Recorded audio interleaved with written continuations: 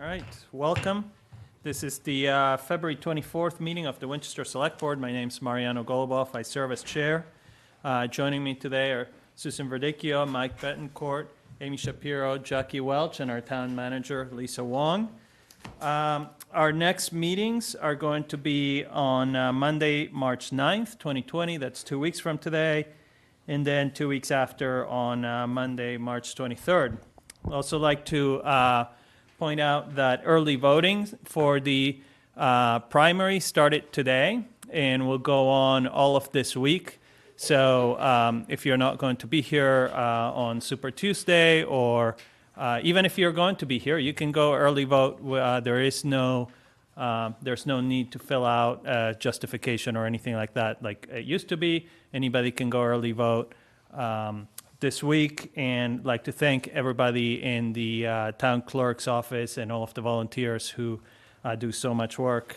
This year is going to be a busy year for them. Any comments? Yeah, I just wanted to wish the boys basketball team, who's actually playing right now in the first round of the state tournament, best of luck. So hopefully we'll continue to watch them over the next couple weeks. Jackie? Yeah, and I was just going to also, in addition to that, encourage everyone to support all Winchester sports, including high school sports. The kids love seeing folks there, including who are not parents. Mike? Yeah, no, I'm all set. Thank you. I'm all set. All right. So tonight we have a 5 hearings at 7:50, and it is 7:50, so we will start them soon. After I'm done with these announcements, we have a joint meeting with the school committee. They requested that the meeting be at 9 p.m. So that meeting will start no earlier than 9 p.m. given that it's posted on the agenda. And SWIM Winchester will be presenting to the joint meeting. So, do you want to do the town manager's report now or after? I'd do it after. After, okay. So we'll do the hearings now. So the first hearing is for the Waterfield Design Group grant of location, 15 foot of conduit within the public right-of-way on Highland Avenue to supply telecommunications and data to Abbey Road. Sure, yep. So this is a little bit different than typical grant allocations. This request is being made by the Waterfield Design Group as opposed to a public utility company. I have an email from town council, I think I included it in your packet, saying that it was okay for a private entity to make an application, so we've accepted it and moved forward. They're proposing to install 15 feet of conduit within the public right-of-way on Highland Avenue to provide telecommunication services to the Abbey Road subdivision, which is off of Highland Ave. Engineering has reviewed it, and we have no concerns. We'll just highlight that we have an April 15th stupid moratorium, so no work will be done unless granted by the DPW director before then. Any questions from the board? Okay, I'll open the public hearing portion. Any members of the public have any questions, comments? It's here. Okay, seeing none, that is closed. Mr. Chairman, I move that we approve the grant of location proposed by Waterfield Design Group to install 15 feet of conduit within the public right-of-way at Highland Avenue to supply telecommunications data to Abbey Road. Second. All in favor? Aye. Aye. It's unanimous. Thank you. Thank you. Okay, hearing 2, Eversource grant of location, install 2 joint-owned poles in Highland Avenue to provide underground electrical service for new development on Abbey Road. So again, this is related to the same subdivision. This is this time for Eversource and Verizon to install 2 poles on Highland Ave, necessary to provide underground electrical service. There's also a separate petition for the conduit itself, but this is just for the 2 poles. Engineering has reviewed, and we are okay with the proposed location. Any questions? The board? Okay, I'll open to the public. Any members of the public? Seeing none, close that. Mr. Chairman, I move that we approve the grant of location proposed by Eversource to install 2 joint-owned poles on Highland Avenue to provide underground electrical service for Abbey Road. Second. All in favor? Aye. Okay. Aye, it's unanimous. Okay, number 3, Eversource grant of location, install 106 feet of conduit within the public right-of-way to provide underground electrical service to the new development on Abbey Road. So this is the last of the 3 for the Abbey Road. This is the 100 feet of conduit that connects the utility poles into the subdivision itself. And we've reviewed and have no concerns. Okay, any questions, members of the board? It's nice it's underground. Yeah. Yeah. I'll open the public portion of the hearing. Any members of the public to speak about this one? Seeing none, I will close it. Mr. Chairman, I move that we approve the grant of location from Eversource to install 106 feet of conduit within the public right-of-way for underground electrical service to the development on Abbey Road. Second? All in favor? Aye. Aye, it's unanimous. Number 4, the Eversource grant of location, install 36 feet of conduit within the public right-of-way to supply power to 60 Swan Road. Engineering and DPW have reviewed and have no concerns. Okay, any questions? No? I'll open it to the public. Any members of the public? Seeing none, we'll close the public portion of the hearing. Mr. Chairman, I move that we approve the grant of location proposed by Eversource to install 36 feet of conduit within the public right-of-way to supply power to 60 Swan Road. Second? All in favor? Aye. Aye, it's unanimous. Number 5, Eversource grant of location, install 13 feet of conduit within the public right-of-way to supply power to 90 Fletcher Street. No concerns. Any questions from the board? Okay, I'll open it to the public. Any members of the public? Seeing none, I will close the public portion of the hearing. Mr. Chairman, I move that we approve the grant of location request for Eversource to install 13 feet of conduit in the public right-of-way to supply power to 90 Fletcher Street. All in favor? Aye. Thank you. It's unanimous. Thank you. Are there any members of the public that are here to comment on any items that are currently not on the agenda? Okay, seeing none. Would you like to do town manager's report or move to any business item first? We'll do the business item first. Business, Yeah. okay. Okay, so we'll move to business items first. We have stormwater update, number 1. Okay, so Do we I have, have some Our- consultants here, I guess, two sets of consultants.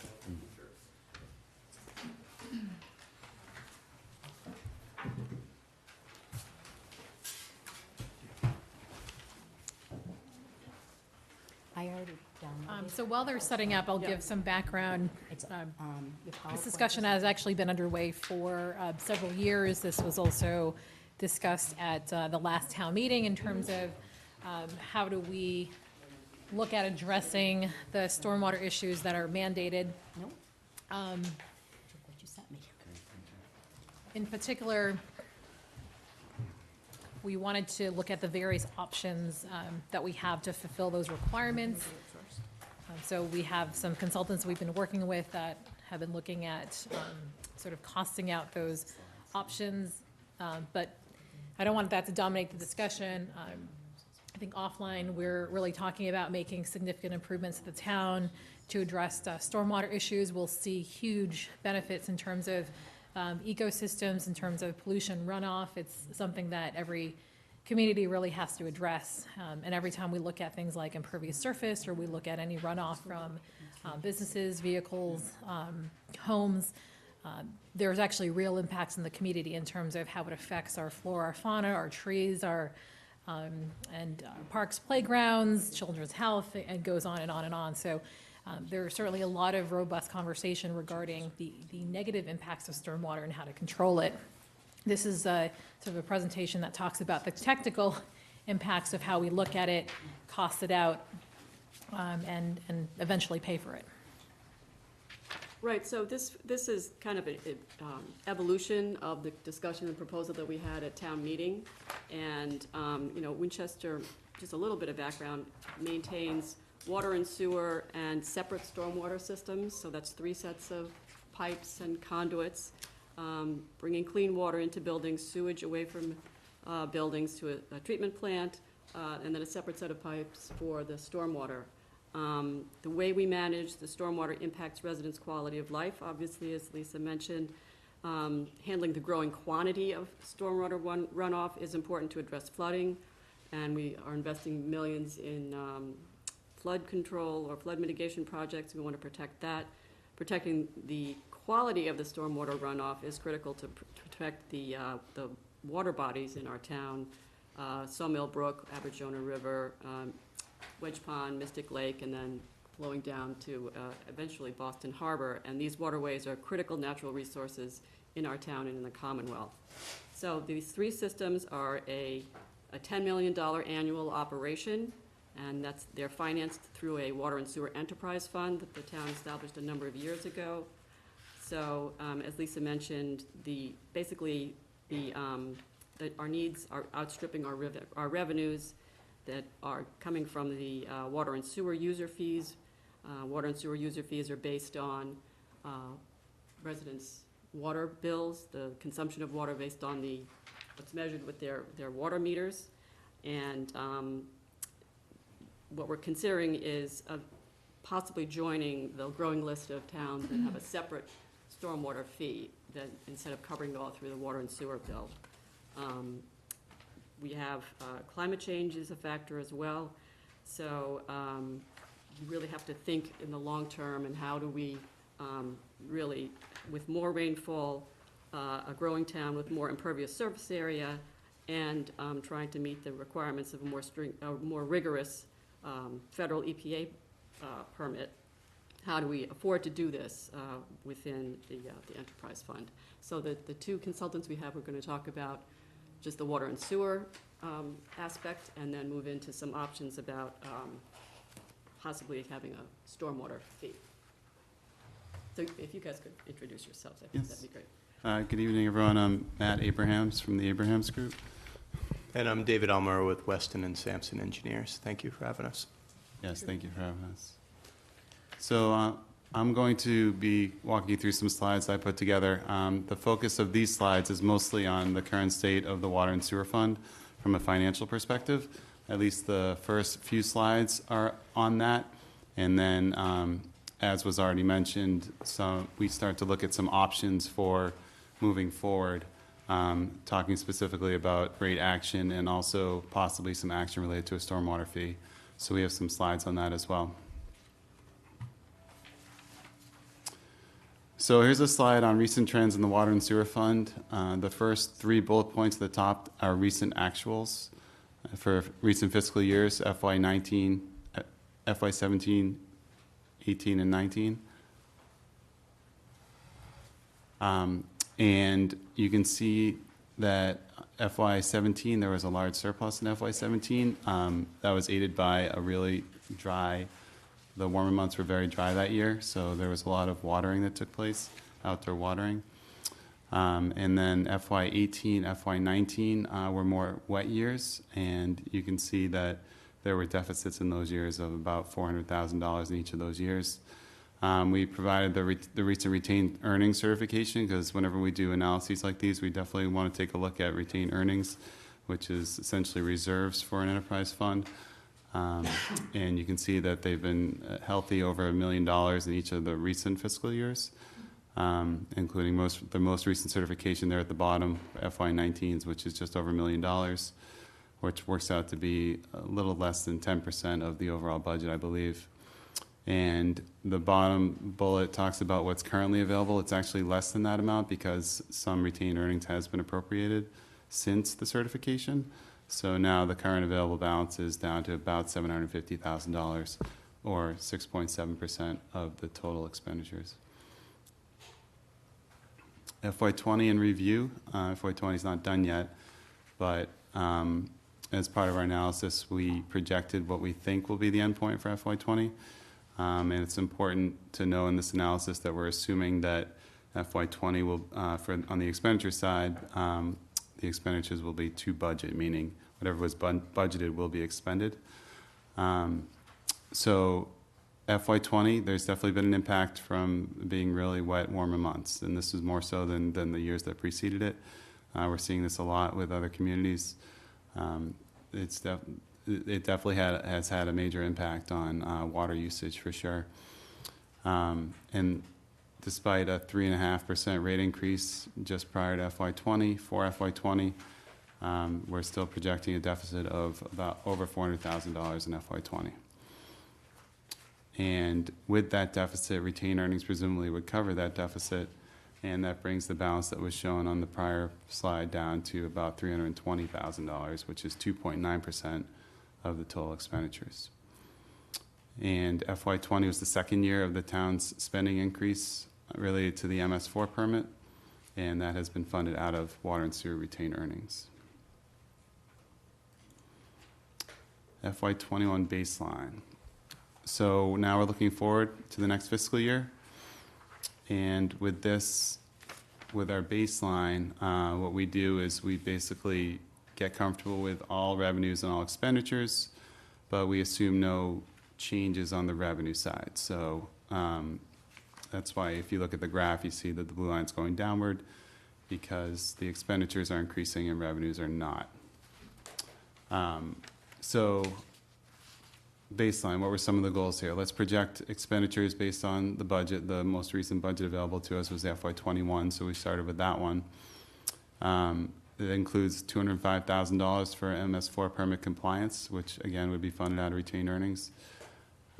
We have included the preliminary MWRA assessment numbers, which came out very recently, I think in the last week or so. And they are included in this analysis, the most recent ones. Prior, we were projecting it based on the prior years, but when we had those numbers available, we used them. And the assessment overall is up 4.8% from FY20, and also the assessment represents about 55% of the water and sewer budget. So on the revenue side, we projected revenues for FY21 based on recent actuals. We just used historical data.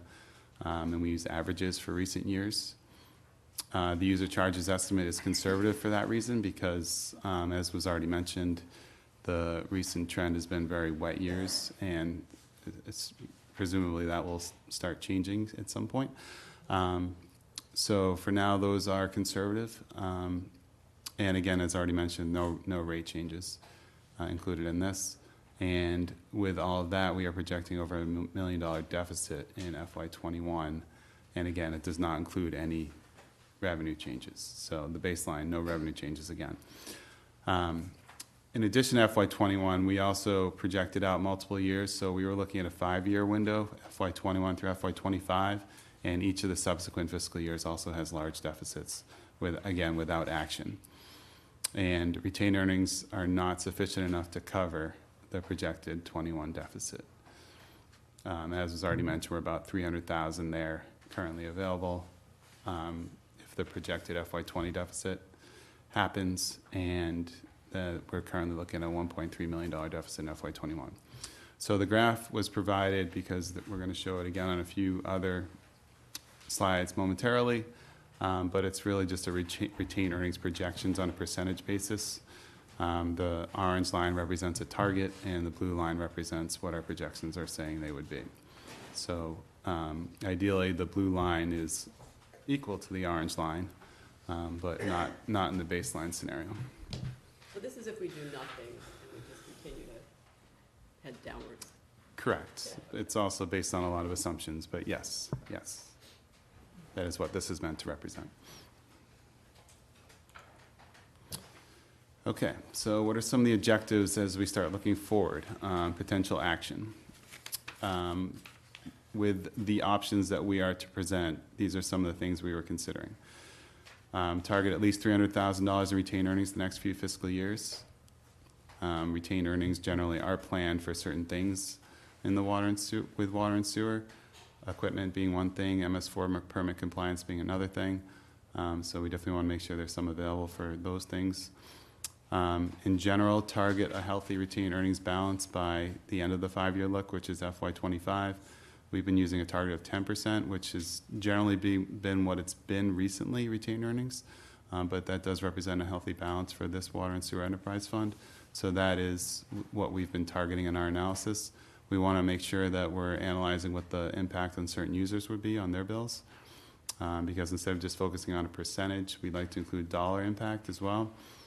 And consider the adoption of a stormwater fee to cover stormwater expenditures. So what we did there was we made sure that we were focused on what expenditures were stormwater only. And we wanted to see if we could generate a fee that would cover those expenditures. So the stormwater expenditure categories are presented there in the next few bullets. We are broken down by operating, MS4 compliance, debt, and indirect costs. And the total is just over $2 million, and that represents about 19% of the FY21 water sewer budget. And with the Chapter 110, the projection would be about $703,000, so the remaining balance works out to be about $1.5 million to make the numbers work.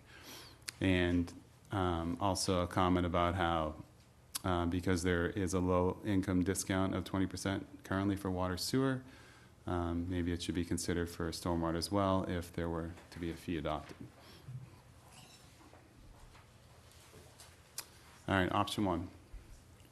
So we were asked to take a look at two options for consideration. The first one being, what if we were to focus only on water sewer rates and not on a stormwater fee? And then option two being a combination of water sewer rates and a stormwater fee, with the stormwater fee, again, targeting the covering of the stormwater expenditures as was presented on the prior slide. So option one, this would be just a straight line increase, which basically means that we're not looking at tiers or changing tiers. We're just looking at increasing rates.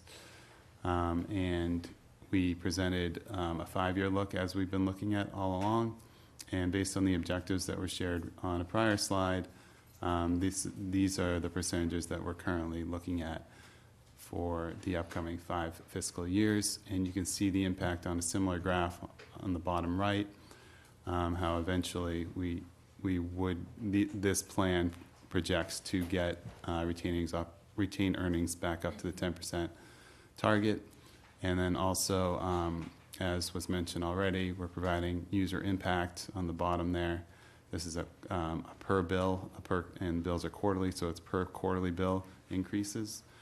And that just represents the FY21 increase. We didn't include subsequent years.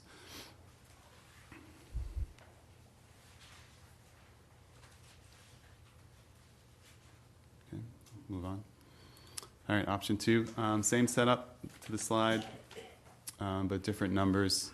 Keep in mind that this would include $1.5 million in revenue related to the stormwater fee. So the impact on water sewer rates is significantly less in FY21 for that reason. We're looking at 4.5% rate increases per year, gets us back to the 10% target, projects to get us back to the 10% target, and the same user impact presented at the bottom. Those dollars that are shown are just the water sewer impact. Keep in mind that there would also be an additional stormwater impact as well, a flat fee for smaller residential properties, and a fee subject to a tier structure for non-residential and larger residential properties. And David's gonna go into that more Yep. in depth. Yes. with the Yep. tier. And this is the transition point to that, unless anyone wanted to specifically have a question at this point on what I was talking about. So basically, the impact just on the water and sewer bill that everyone's would be paying is less, because some is transferred over to a stormwater fee. Yes, exactly. Very clear, thank you. Okay. Is it a different presentation? Okay. I think it's this one right here. Yep. Is that you? Yes.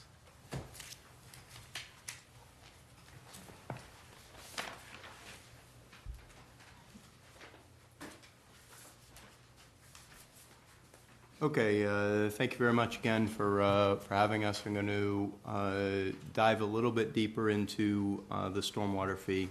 There's 4 principal areas that I'm going to review. First off, what does it fund? We have this proposed fee. What is the money going to be spent on? Second, what is the basis of the fee? How does that work? We'll present a recommended fee structure, and then we'll dive into a little bit more detail about what that looks like.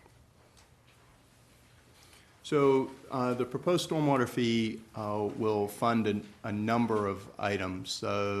Very importantly, it will fund operation and maintenance of the drainage system. That's labor, benefits, equipment, expenses. It will also fund a variety of permit-driven activities, things like wet weather outfall sampling, IDDE, illicit discharge detection and elimination. Those are locations where there is sanitary contamination of the drainage system, sewage that is inadvertently getting into the drainage system and contaminating local waterways. A phosphorus source identification report. Phosphorus will be a big issue over the next, say, 5 to 20 years. Retrofit projects for the existing drainage system. The permit has enhanced requirements for catch basin cleaning and for street sweeping. That is also covered by this proposed fee. Inspection and maintenance of BMPs, those are best management practices for the stormwater system. Public education and municipal training. That MS4 municipal separate storm sewer system, MS4 reporting requirements, that's required every year. Regulatory updates and GIS drainage mapping updates. So it funds a lot of important and necessary items. So what is the basis? We're going to talk about ERUs, equivalent residential units. An equivalent residential unit is a way to compare one parcel to another. It's a way to compare residential parcels to different sized non-residential, commercial type properties. Winchester is invested in a GIS analysis of every parcel in the town. We have a great handle on what the impervious area is for each parcel townwide. Impervious area might be this table. You can imagine what would happen if rain fell on this table. It's all going to run off. Then picture your lawn. A nice late rain falls and nothing runs off in that area. So an average impervious surface for a single-family residential parcel in Winchester is 4,021 square feet of impervious area. For the purposes of these calculations, that equals 1 ERU. And again, that's the basis of the program. The recommended fee structure has two components. One covers small residential, and in this category we have single-family, two-family, three-family homes, and there are a few examples I think, town-wide where there are multiple houses on a single lot. All of those are grouped into a small residential category, and all of those parcels will, it's proposed to have a flat fee for those. There are, by way of reference, there are 6,269 parcels that fall into that first category, and the second category contains 267 parcels, a much smaller quantity. I think that's 96% small residential and 4% of the large residential and non-residential structures. In that second category, we're proposed essentially two tiered structures. I'm going to show three examples. Option B and C are essentially two versions of the same alternative, the goal of which is to reduce the number of tiers presented in the first option. As we consider this, there are a number of things that are important. Fairness. How does this fee structure affect different ownership, different owners? The cost of implementation. How much does it cost for the town to implement this fee? the administrative burden, the time on an annual basis, that's important. Budgetary needs, we're working off of that $1.5 million figure that Matt presented in the earlier slides. And you're in good company here. There are 21 communities across the Commonwealth at this point that have enabling legislation and/or have set a fee. And there are many other communities that are in the same process right now as Winchester is. So to do a little bit deeper dive into what the fee structures are looking like, again, each of these three alternatives, generally grouped into two categories, will generate approximately $1.5 million. So in option A, we have small residential, fixed flat fee of $185 per year, roughly $46 a quarter. On the non-residential side, we have 10 tiers. And the 10 tiers range from, there are some non-residential parcels that have less than 200 square feet of impervious area, and the largest parcel has 646,000 and change square feet of impervious area. That's quite a range. In this example, we've divided that into 10 tiers, and the tiers are set up as follows. The smallest tier is roughly equivalent to that $185 a year that a small residential parcel would pay. That's, in this example, I believe 4,000 square feet of impervious area. And then the next 9 tiers follow a structure where the fee for each of those ranges is based on the median or the midpoint of each of those ranges divided by the ERU and multiplied by that small residential rate. And that process is repeated for all of the commercial properties. Do you mind stating that again? Sure. So in each of the 10 tiers, in option A, and I'll give you an example. Tier 2 for non-residential is between 4,000 and 10,000 square feet of impervious area. There are some number of parcels in there, 50, 75, 84, 54. It just happened. I'm sorry, 84. So there's 84 parcels. The median parcel in there, that impervious area, whatever that number is, divided by, in this case, 4,000 square feet, times the small residential rate of 185 produces that flat fee of $290. And that process is repeated for each of the remaining 9 tiers in option A. The sum of those figures is essentially $1.5 million, the target. So moving on to option B, there was an effort in options B and C. These are essentially the second option and just 2 versions of that. Is 10 tiers too many? Is there an advantage to having a lesser number of tiers in some way, and how does that affect some of the items we talked about before, including equity? So in order to reach the 1.5, we have a slightly higher small residential rate of $190 per year. We match that with 5 tiers in the non-residential category. Those rates are going to vary between $190 and about $6,500 per year. How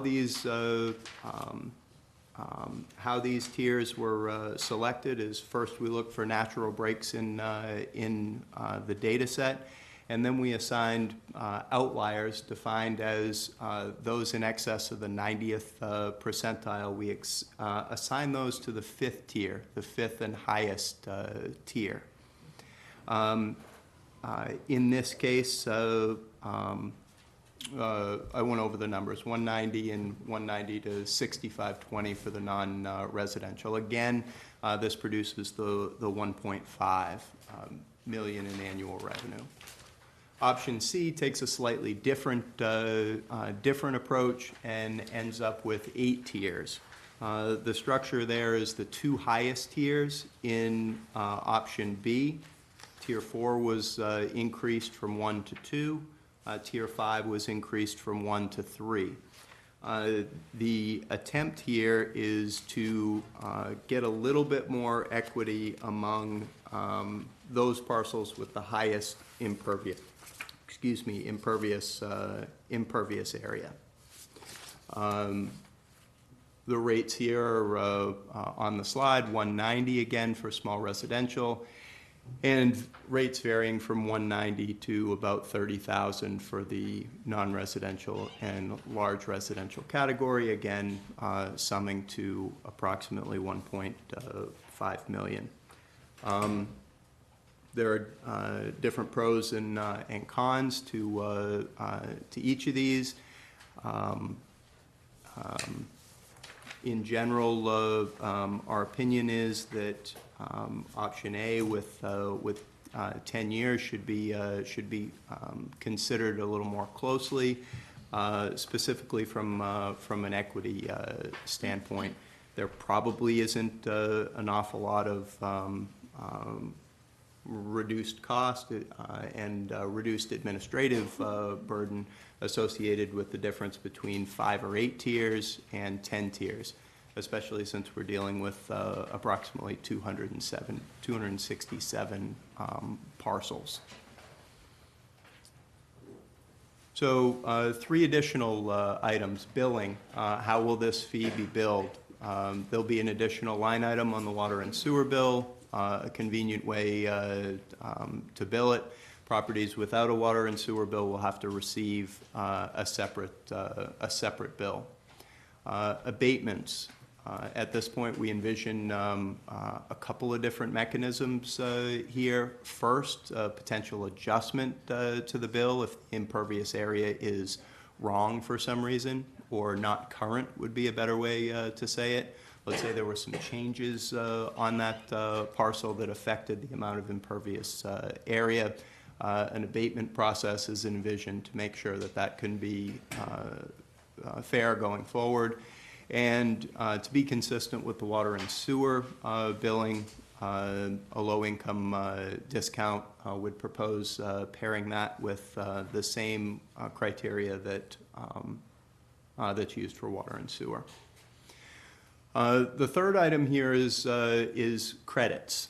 So the idea behind the credits is to incentivize behavior that's going to improve water quality or reduce water volume, and help mitigate some of the stormwater challenges that Winchester faces. This is a pretty interesting topic, and communities take a variety of different approaches.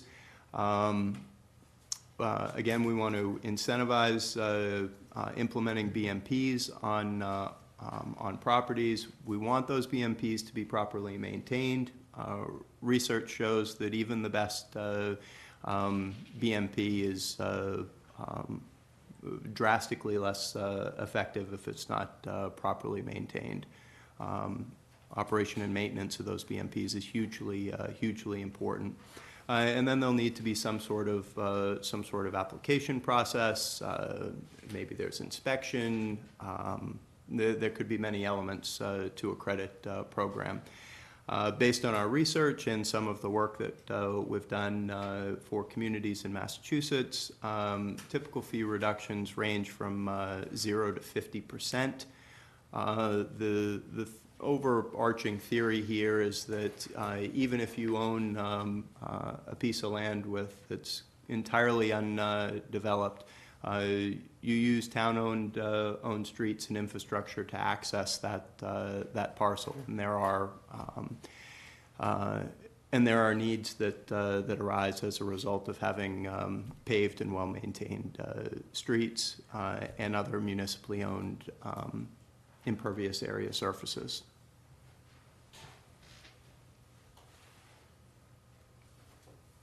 That's all I had. Thank you so much. Thank you.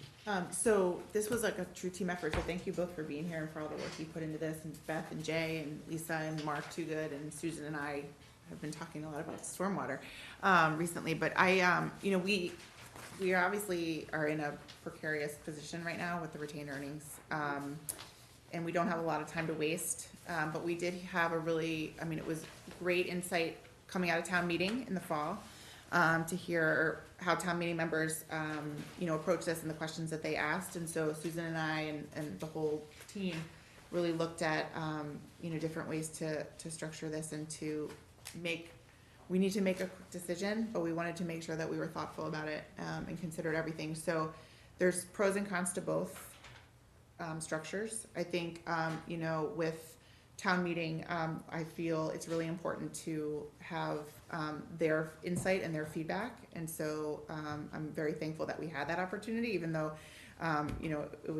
would have been great if we could have passed it back then. But I think looking to Springtown meeting, I think we have some really great data.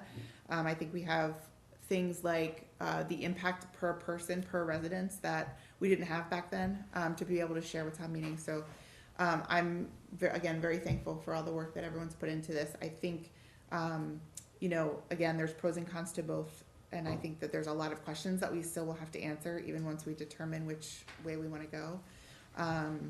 In terms of if we go with a fee, for instance, the cadence of the fee, who's setting the fee, how often are we going to look at the fee? So we have our work cut out for us, but I think, I hope that you got a little bit more information on both avenues. And if you have any questions for David or Matt or any of us. So if I could maybe jump in and say that, I think an important thing to note is that this is just the beginning of the conversation.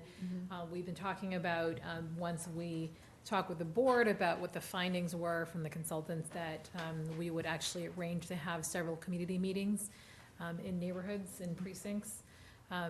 So I will be giving a presentation at the Jenks Center on March 3rd at 10 to give an overview over a number of different issues happening in the community, including stormwater, but also talking about the budget and some other major items. But we're looking at some stormwater-specific meetings that happen in neighborhoods. So we'll be setting those dates sometime in March and letting folks know, and having those be a healthy dialogue with the community.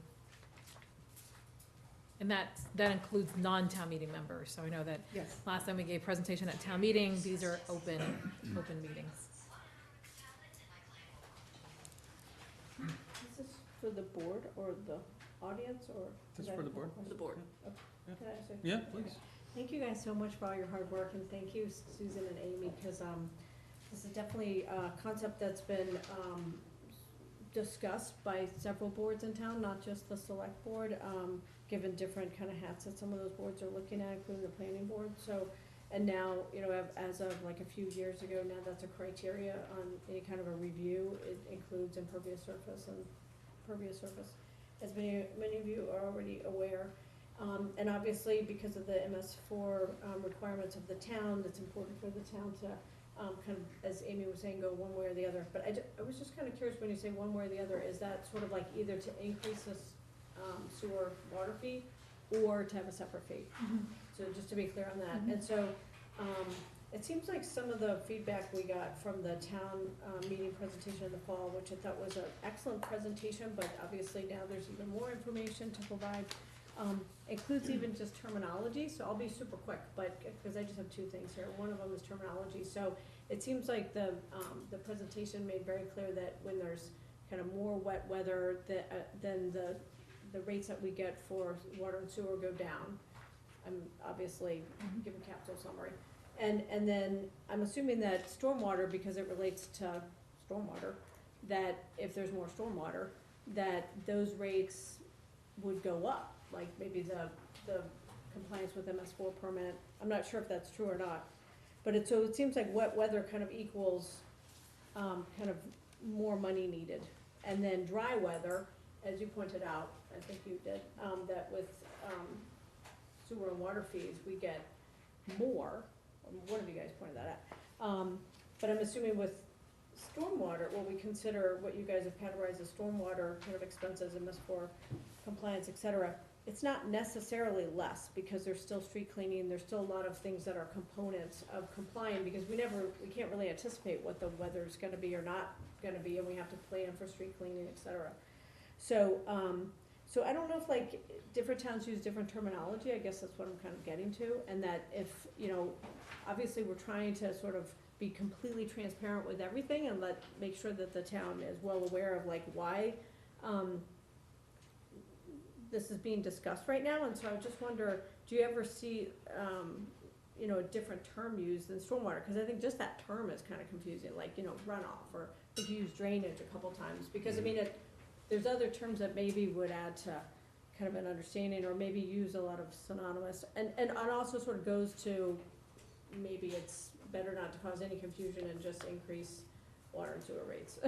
But in any event, and I guess my second point was, just very quickly, just about the presentation, and that, you know, some of the feedback that it seems like we got from town meeting included just kind of how the impervious surface areas would relate to the math for a fee, and obviously I know that the presentation seems pretty clear in here, but nevertheless, even for like non-residential, large residential, it's still pegged to the amount of impervious surface. So I'm assuming that because the town has that data, and like I say, other boards use that data for review, like, and have for the last few years, that if a town resident wanted to call and just find out where they would fall, because the putting in this options A, B, and C here, non-residential / large residential, it's kind of confusing, because sometimes you could have a parcel size that's relatively smaller, but it may have higher than a 4,000 square foot impervious surface. Just like you may have, like you pointed out, you may have a completely undeveloped parcel. So whether you categorize that as large residential, you know, or like one house and a large parcel, therefore, proportionally speaking, a very large amount of pervious surface. Maybe you can So, and explain I think that was some of the feedback that we got from town meeting, was that wanting more understanding of that. So I'm not putting anybody on the spot tonight, I'm just sort of identifying that, as great as your presentation is, at how much we appreciate it. The community meetings are a great idea, because I'm sure there's still gonna be a raft of questions about that, and about how that gets tagged. Well, I was gonna suggest that, since you're here, David, and also Beth, if you could talk a little bit about what the GIS system is, and how Yes. you develop the ERU. Yes. And, yeah. Sure. So, thank you both. A lot of good points there. First, regarding GIS, Geographic Information System. So there's flyover data that we acquired for the town of Winchester. So an aircraft flew over the town, and through various techniques captured high quality, high resolution mapping data of the entire community. Through an analysis process using that software, the GIS software, we were able to calculate impervious area for all parcels. The initial take at this was getting actual measurements for all of the non-residential parcels. And then we took a statistically representative sample of the residential parcels. And I don't remember the number. I think it was 3,990 something that we came up with the statistically representative sample. In the second version, we ran that analysis for all 6,269 parcels, and we were very close with the representative sample. It came in at 4,021 square feet of impervious area on average. So that ERU is based on a specific land type. The land type that is represented by that ERU, the 4021, is single family, two-family, three-family, and a few parcels that have multiple houses on the same parcel. The remaining land use codes that we're generally characterizing as either non-residential or large non-residential or large residential, picture the ledges, for example. So when we say large residential, it's not based on the parcel square footage, it's based on the type, like a large condo development, pansy patch, the ledges, that That's type of helpful. thing. Thank you. Yeah, Yeah. So like multi-unit. right, something, a condo that's above a 3-unit. Yeah. This proposal for residential parcels is a flat fee. There's Flat no, fee, there's no correct. tiers. So Right. 40,000 square foot pays the same as 900 square feet. That's correct. I think that'll help with limiting some misunderstanding and stuff, so, thank you. Yeah, I think that some very good points also about the messaging. We did get some great comments and feedback at town meeting, and reaching out with the public education program could be very helpful to answer some of those questions in advance. It's also just neat people then through that process and through those conversations, then sort of have a better understanding, as Susan was saying, there's like 3 types of sort of piping that's involved, and things that maybe a lot of people don't really necessarily think about, Mhm. that there is, runoff, and that there's something that it has to be cared for, et cetera, so, Mhm. thank you so much. In general, people use terms like stormwater fee or stormwater enterprise. It's usually, stormwater is usually the term. I guess Just I don't got, want a bunch of people calling I got town lazy and hall, used right? the term drainage, I guess. Right, or if we have a drought or something, and then people come in town hall and asking if they don't have to pay the fee or something. So I think it's important to note that and maybe you could go back to that slide where you kind of broke out what goes into that stormwater, but the MS4 permit costs are the same, whether it's a wet year or a dry year, I understand. right? I'm just saying A lot what of the the term- operation stuff, O&M stuff that they do is the same Right. regardless understand, of just whether it's a making wet sure year or the dry year. messaging- So Yeah. it's really the water and sewer uses that impacts the rate. It's the revenue we lose when we Right. have rainy season. We But from the understand, stormwater but- perspective, whether it's a dry year or wet year, there's really not much. We understand, but So- just to make sure the messaging makes that clear. All right, so there's going to be a meeting on March 3rd at 10 at the Jenks, and then further meetings to be determined? Yeah. Okay. Yeah. Great. Thank you very much. Thank you. Thank so you. much. Thanks for all the work. Thank you.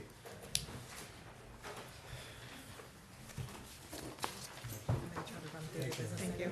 Yeah, small cell policy? Okay. Okay, business item number Oh, yeah. 2, small cell policy. So I've only included pages 6 and 8 in your packet because these are the recommended changes instead of putting the full policy in here. So just to explain the changes or amendments to what you passed on February 7th, under letter R, you'll see that we added the language, applicant shall include in its submission documentation that this applicant's small wireless facilities in the town, if any, or elsewhere if applicable, has no operations in the town at the time of application are in compliance with applicable FCC regulations on permissible levels and methods of operation of wireless emissions, including but not limited to RF radio and or similar emissions. And this is necessary because we do want to have a full accounting of facilities. So we're asking them to provide us with that accounting, not only of what they have, but if they're in compliance upon application. The second amendment is E. This is the recommendation that was made about trying to limit the noise level in the residential neighborhoods. So the the lawyer that we use, Bill August, did consult with the technical expert, and this was a recommendation. For first, it's measured in dBs, decibels versus dBAs. And that we distinguished, so we use the same 35 and 58 in terms of no greater than 35 decibels, aiming for 35 decibels, but no greater than 58. And then we further distinguish it by saying that if it's zoned commercial and industrial, it's no greater than 52. Oh, sorry, so it's no greater than 58, and then no greater than 52 at 1 meter in residential areas. So instead of 58 for everyone, it's reduced to 52 in a residential area to sort of distinguish between what 52 and 58 is. 50 is more like quiet conversation in your house, moderate rainfall. 60, towards 60, it's more like your dishwasher. There's Mariano, a can lot you of do different the- charts that. The sound that you did last time, the different sounds at 52 and 60. I mean, I still think that 52 in a residential street, to have quiet conversation, 10 feet from your window all day and all night long All the time, is I agree. is still a little high. I would like it to be 35 dB in all residential areas, but I understand that if we go too tight, then the We'll get telecommunication rejected. companies will just go to the FCC, who, obviously, as we know, the current FCC will just do whatever the telecommunications company wants, so. I didn't think of asking the lawyer this, but I'm wondering if we should say that in no case greater than 58 and 52 with a written justification. I mean, we say if technically feasible, 35 dB, right? So somebody has to determine that that's not technically feasible Yeah. for them to go to 52. It sort of implies that they have to Yes. tell us what it is, but we could also, I guess, expound upon it and say that Like an exception. it has to be, A special- Well, they so- have to write it out. Yeah, as part of the as part of the permit application, it doesn't have to be part of the policy, but as part of the permit application, is if they're going to be above 35 dB, then they have to provide proof Yep. that it's not technically feasible. Yeah. So, Yeah, I like that.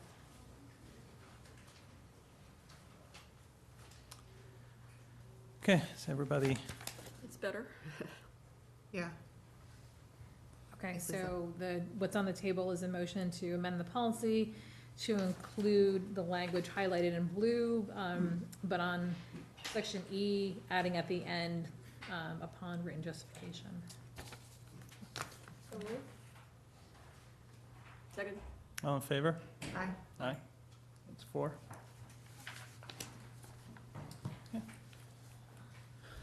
The next item is the local historic district. The local historic district was on the board agenda a while ago. So before I can say, before my time is when the conversation started. So you'll see this red map in your packet.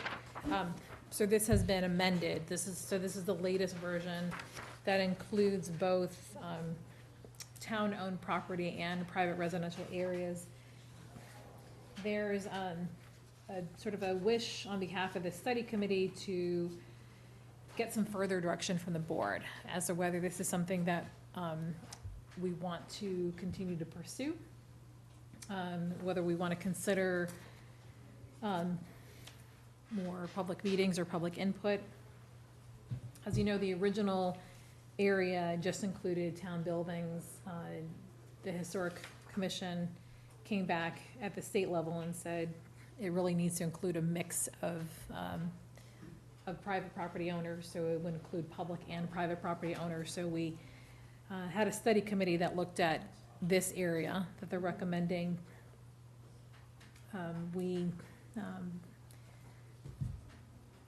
We had a public meeting on December 12th. We've had 19 members respond to the survey. So the survey respondents were skewed in favor of the district.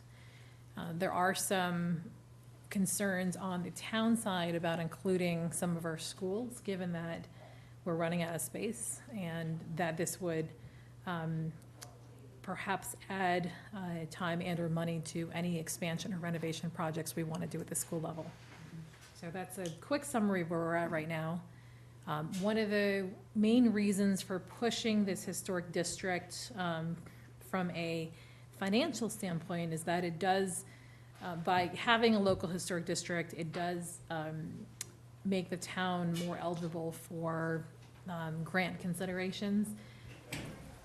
Nothing significant enough that I would say this has to happen tomorrow. So it's one of those. I concur with the reservations that maybe the school buildings, should be carved out somehow, and whether that impacts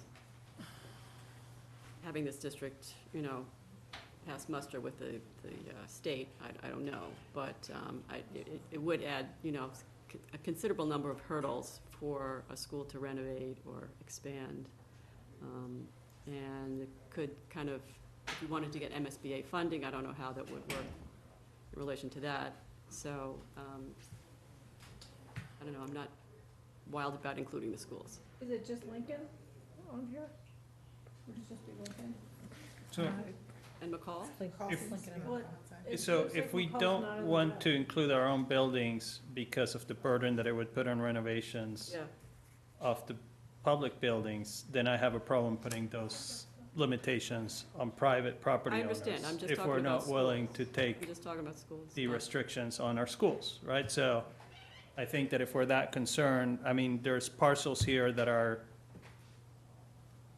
just looking at the map, there's parcels like, at the Fells Hardware Store that is a great place for renovation and that they've been trying to. And so, I think that if we're not willing to shoulder the cost at the municipal buildings that it would take to be in a historic district, that I don't want to place that same burden on private property owners that we're not willing to take. Mr. Might be. Chairman, would it be possible to have somebody from the planning department and the historic commission come to our meeting and we could put this on the agenda again? Because I think it'd be important for the board to hear more information. Yeah, I mean, so the memo came from the planning department. Right, no, I've read the We memo. can, yeah, but yeah, we can have it back on the agenda and have the planning department come back and Just the so we can have a historic fuller commission, yeah. explanation, yeah. So one of the reasons for trying to put it on the agenda is we feel that we need more feedback. So the hope was by putting it on the agenda, we would get more feedback.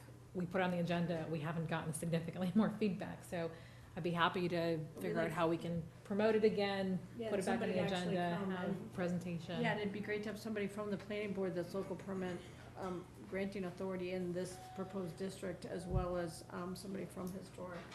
And, because then we can ask them questions. Have we, Like the good question Susan had. have we notified all of the property owners that So they received the, they'll receive let's a see letter? if they were invited to the public meeting.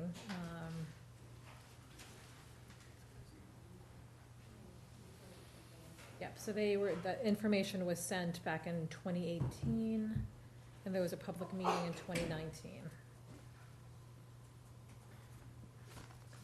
I mean, it's an important topic, I just think we need to have whatever proponent is at Yeah. our meeting Yeah, discussing it, so that's we can ask, like Yeah, Susan's Yeah. great And question. it's kind of there's been gaps of time between different phases of this, and maybe people forget during that time, so I think that would make sense. So let's move it to a future meeting then, and invite a member of the planning department and the historical commission. So the next agenda item, usually Mike reads this really long statement. We want to wait till he comes back and Yeah, we can wait.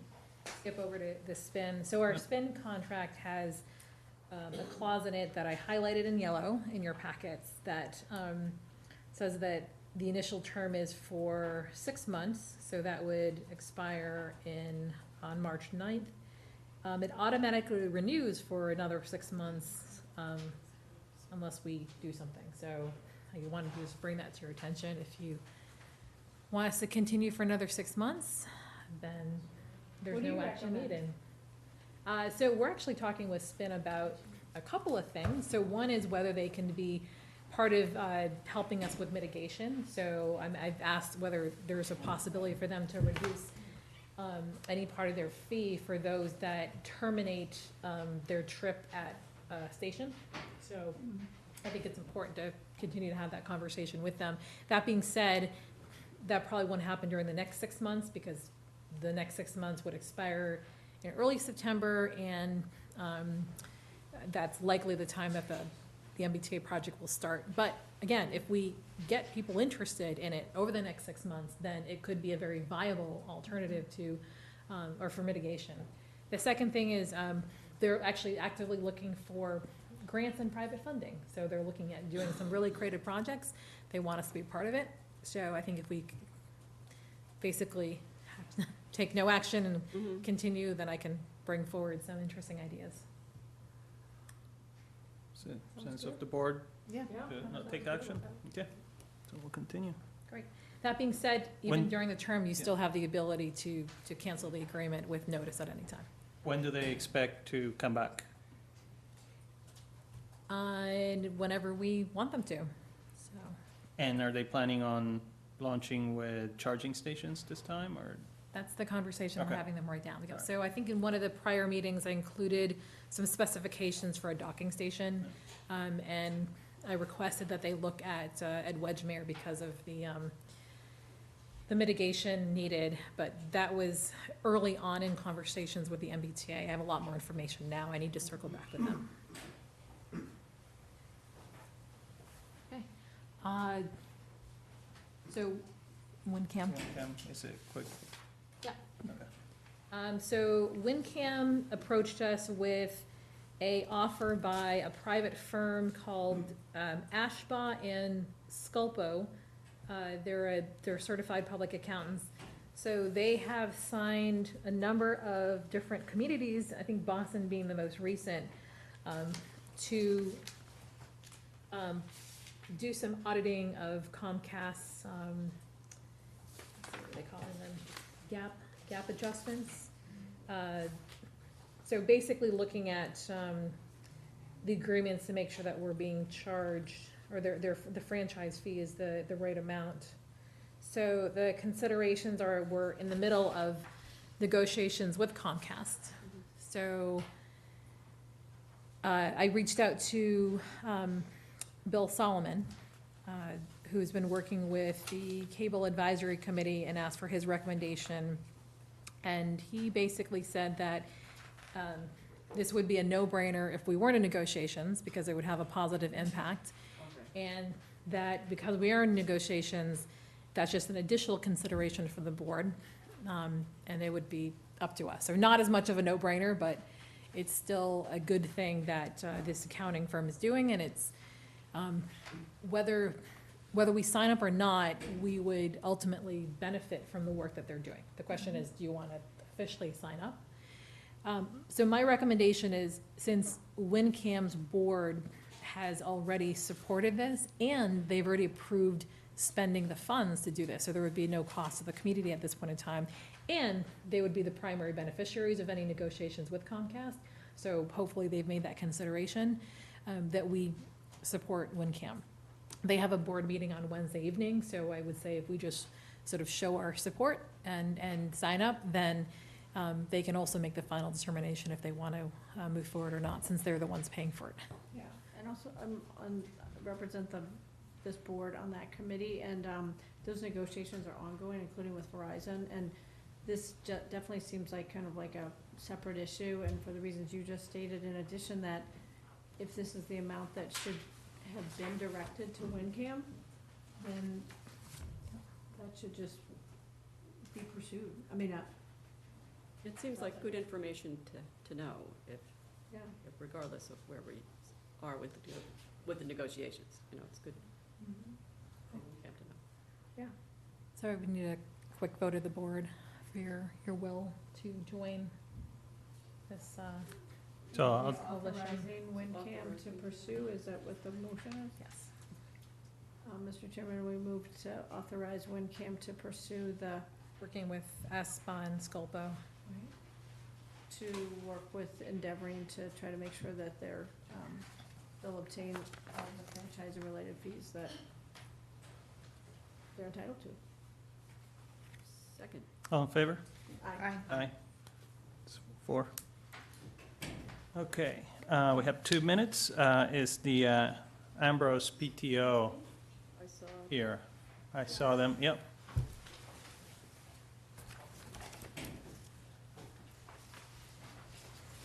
We have 2 minutes. Yeah, how are you? Well, how are you? So I emailed all of you our proposal, and also I think I was prepared and sent around with images through the office earlier or last week. I'm here to answer any questions. We have a little bit more information about exactly what is to be installed and where. So fire away. We had a recommendation from staff. Yes, so I reached out to our DPW and our Recreation Department. They see no problem with this. I did get some additional information from the school committee that they would like to see this be accessible. Yes, which it will be. Well, which you've already done, Yeah. so I see no problem with this. And where on Ambrose will it be placed? So it's on the southeastern corner. So it's on town property, on the fields, on the southeastern corner, along Highland Avenue, High Street. High Street? High Street. Okay. Sorry, High Street. Outside of the playground area, Okay. but on the DPW field, on the. Behind the field. where the soccer nets are, so it doesn't affect. Okay. Yeah, it should not affect any games of baseball or soccer, as we went through the Wing Rec, and they agreed that would be the best location for it.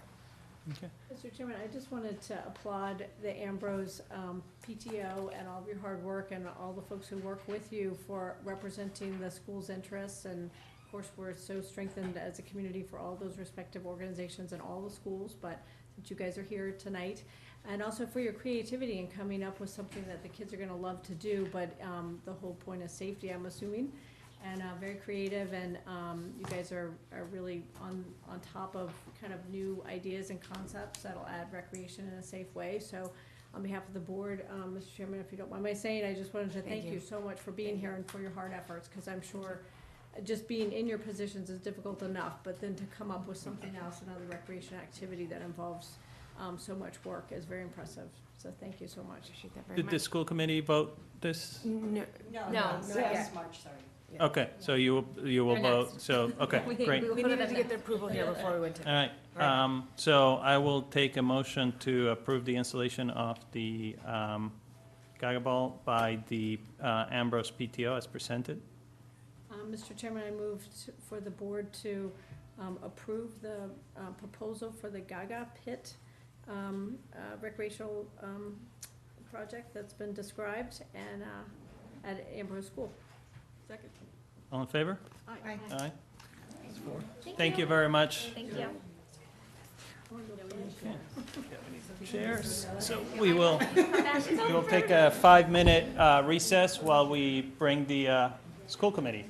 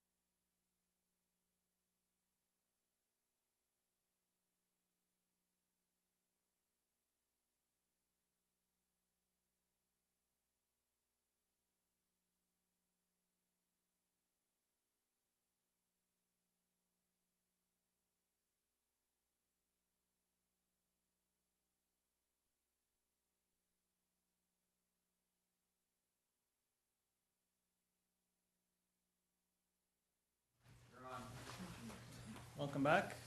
Good evening, everyone. We are going to call to order the school committee meeting as we join the select board meeting this evening.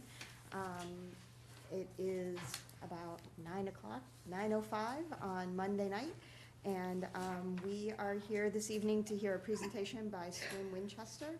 It's an update to school committee and select board that we had suggested they bring to us about 2 years ago. Go ahead. Introduce yourself, please. Hi, so I'm Amanda Lewis.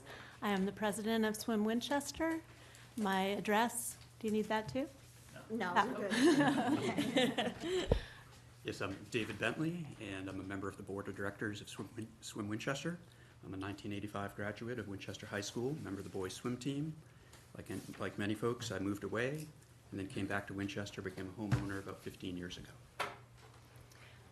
So what we're going to do is just try within the 10 minutes that you have allotted us to give you an update on the hard work that we've been doing over the last 2 years.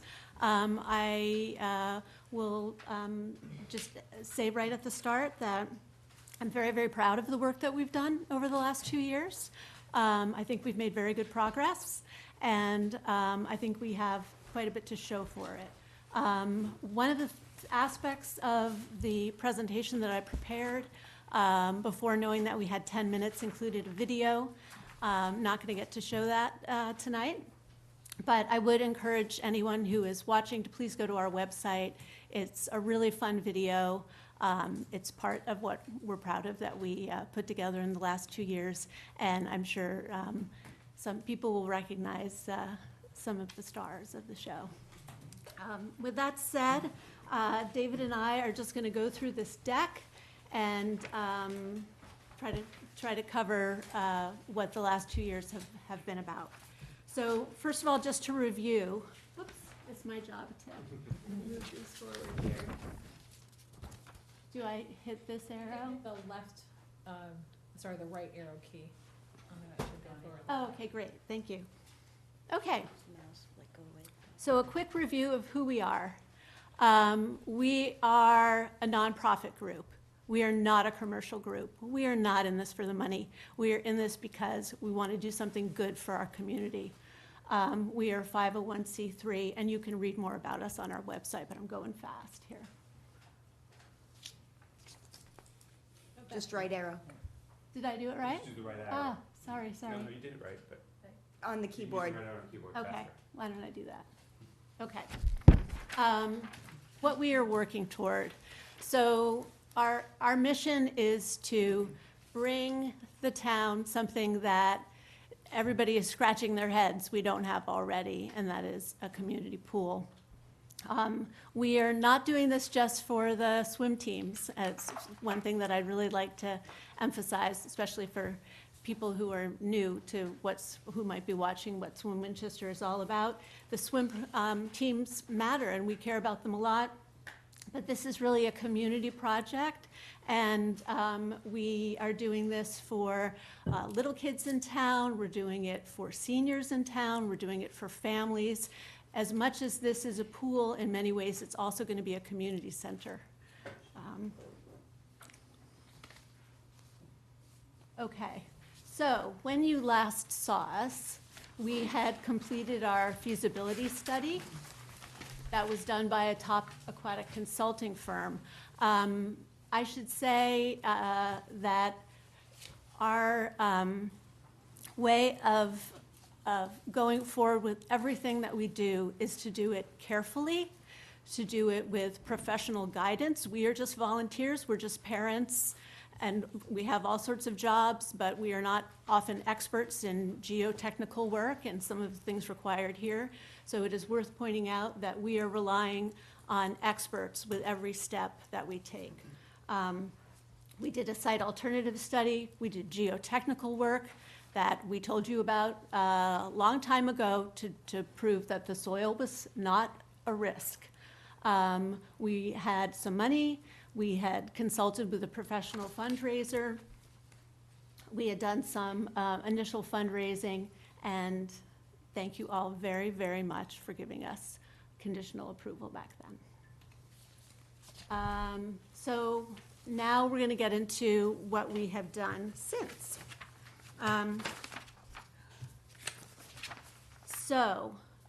This is just kind of an overview slide of what's to come. So we're going to talk about how we got the site ready, some very serious work that we had to do, what we've done in terms of staying engaged with the community, and that includes the neighborhood, the site and design research, and David is going to talk specifically to those issues because he's head of our site and design committee. Our continued partnership with the town, because that's what this is all about. We care very much about making this work for the town, so having town government's involvement is very important to us. And then the other two items, let's see. So, January 2018, we have permission to go ahead and start to better understand the site that is the northeast corner of Skilling's Field. 1.9 acres is what we were talking about. Unfortunately, what happened was when the artificial turf field was finished, we discovered in June of 2018 that it had taken up some of the space that we had in mind for the pool, that was allotted for the pool. And so the consulting architect came to me and he said, you're going to have to resurvey the field and we have to do some work to reconfigure the building on the field. So basically the site shrunk. And that meant we had to do some work, some serious work to figure out how to make it work. We did hire a civil engineering firm out of Nashua, New Hampshire, HSI. Jim Petropoulos was terrific and worked with us. We worked with the town to get permissions. Then once we had some answers, we went in, we met with, actually the first thing that we did, the first time that we were hearing from the civil engineer and the architect about what they had found, what they had discovered, we did invite some representatives from the neighborhood to come in and hear it at the same time that we were. It was very good to get their input. And then we met with Beth Rudolph, the town planner, and so forth. These, for the record, are some of the site drawings that came out of that work. The building, which is still about 26,000 square feet, still just 2 pools, nothing involving hockey, is a little bit more in the corner of the field, and we had to bring the turning circle up.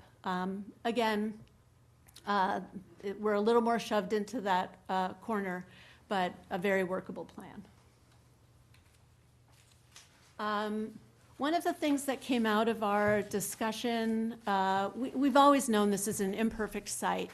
It is a site that has water issues, unfortunately.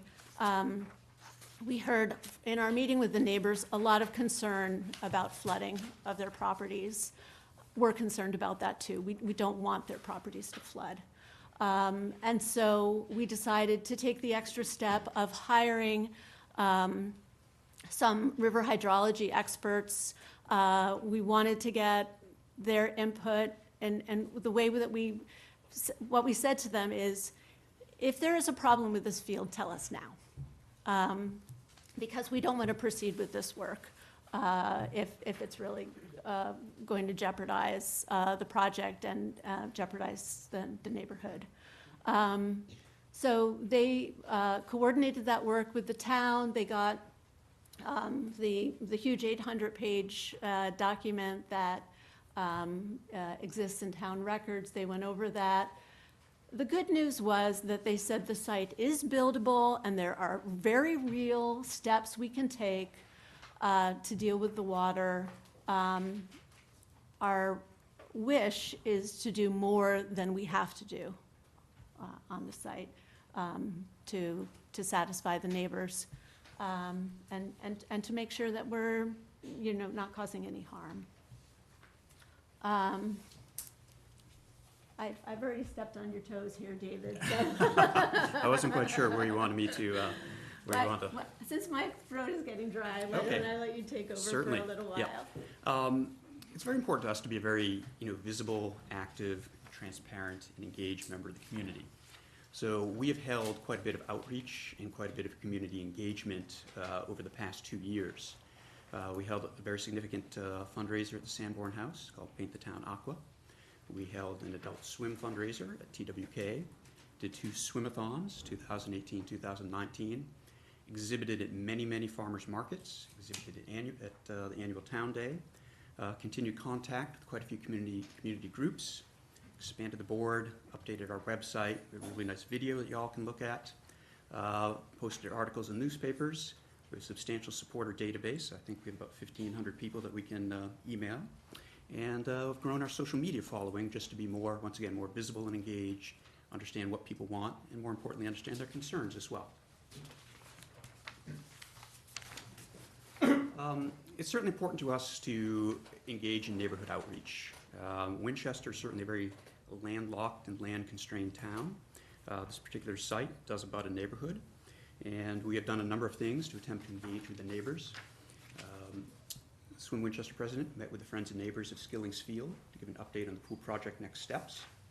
On January 30th, 2019, we invited several of the neighbors to one of our board meetings. And that board meeting was the first time that HSI presented that building site drawing to us. So it was the first time as well, it was a grand unveiling for both us and for the neighbors to let them see what a provisional drawing of that site looked like. We did further flood summary work, and we sent that information along to the neighbors as well.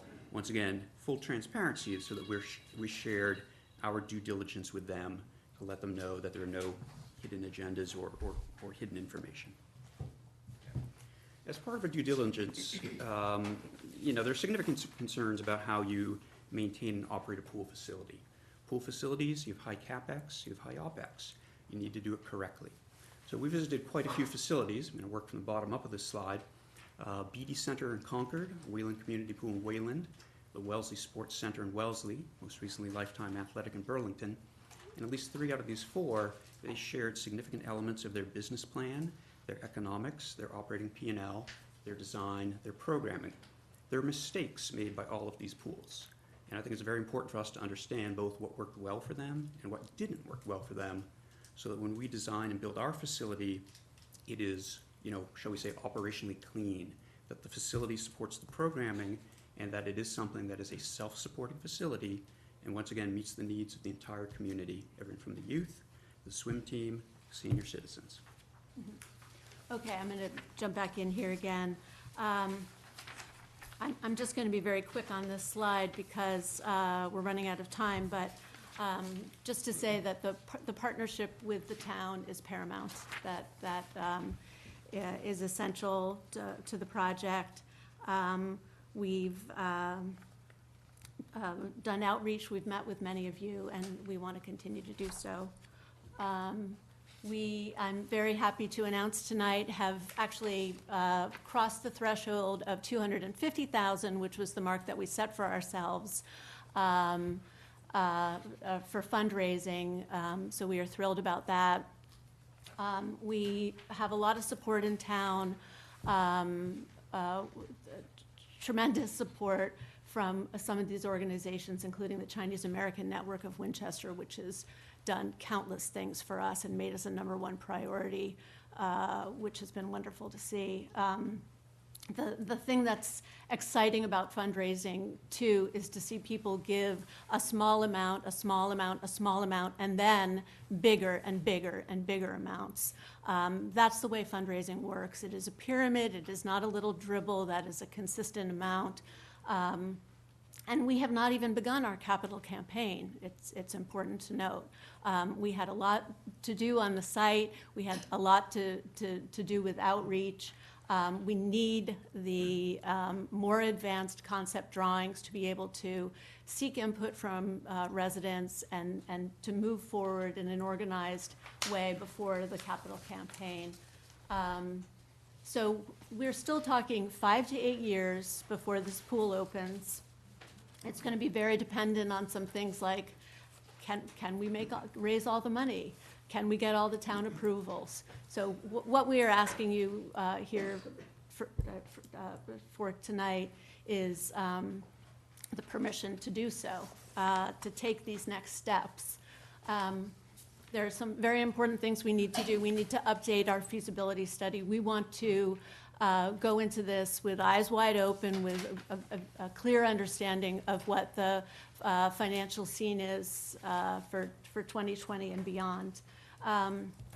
As I said, we're going to have to get advanced concept drawings that are very site-specific, that will be able to show people in town, this is what the locker rooms look like.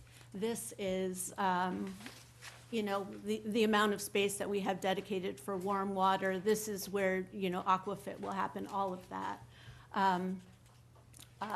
Let's see, the capital campaign.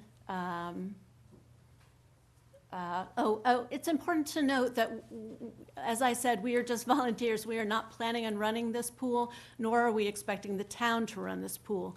The pool will be run by a management group that we bring in that will report to a board, and we and the town together will take charge of programming, set fees, all the rest.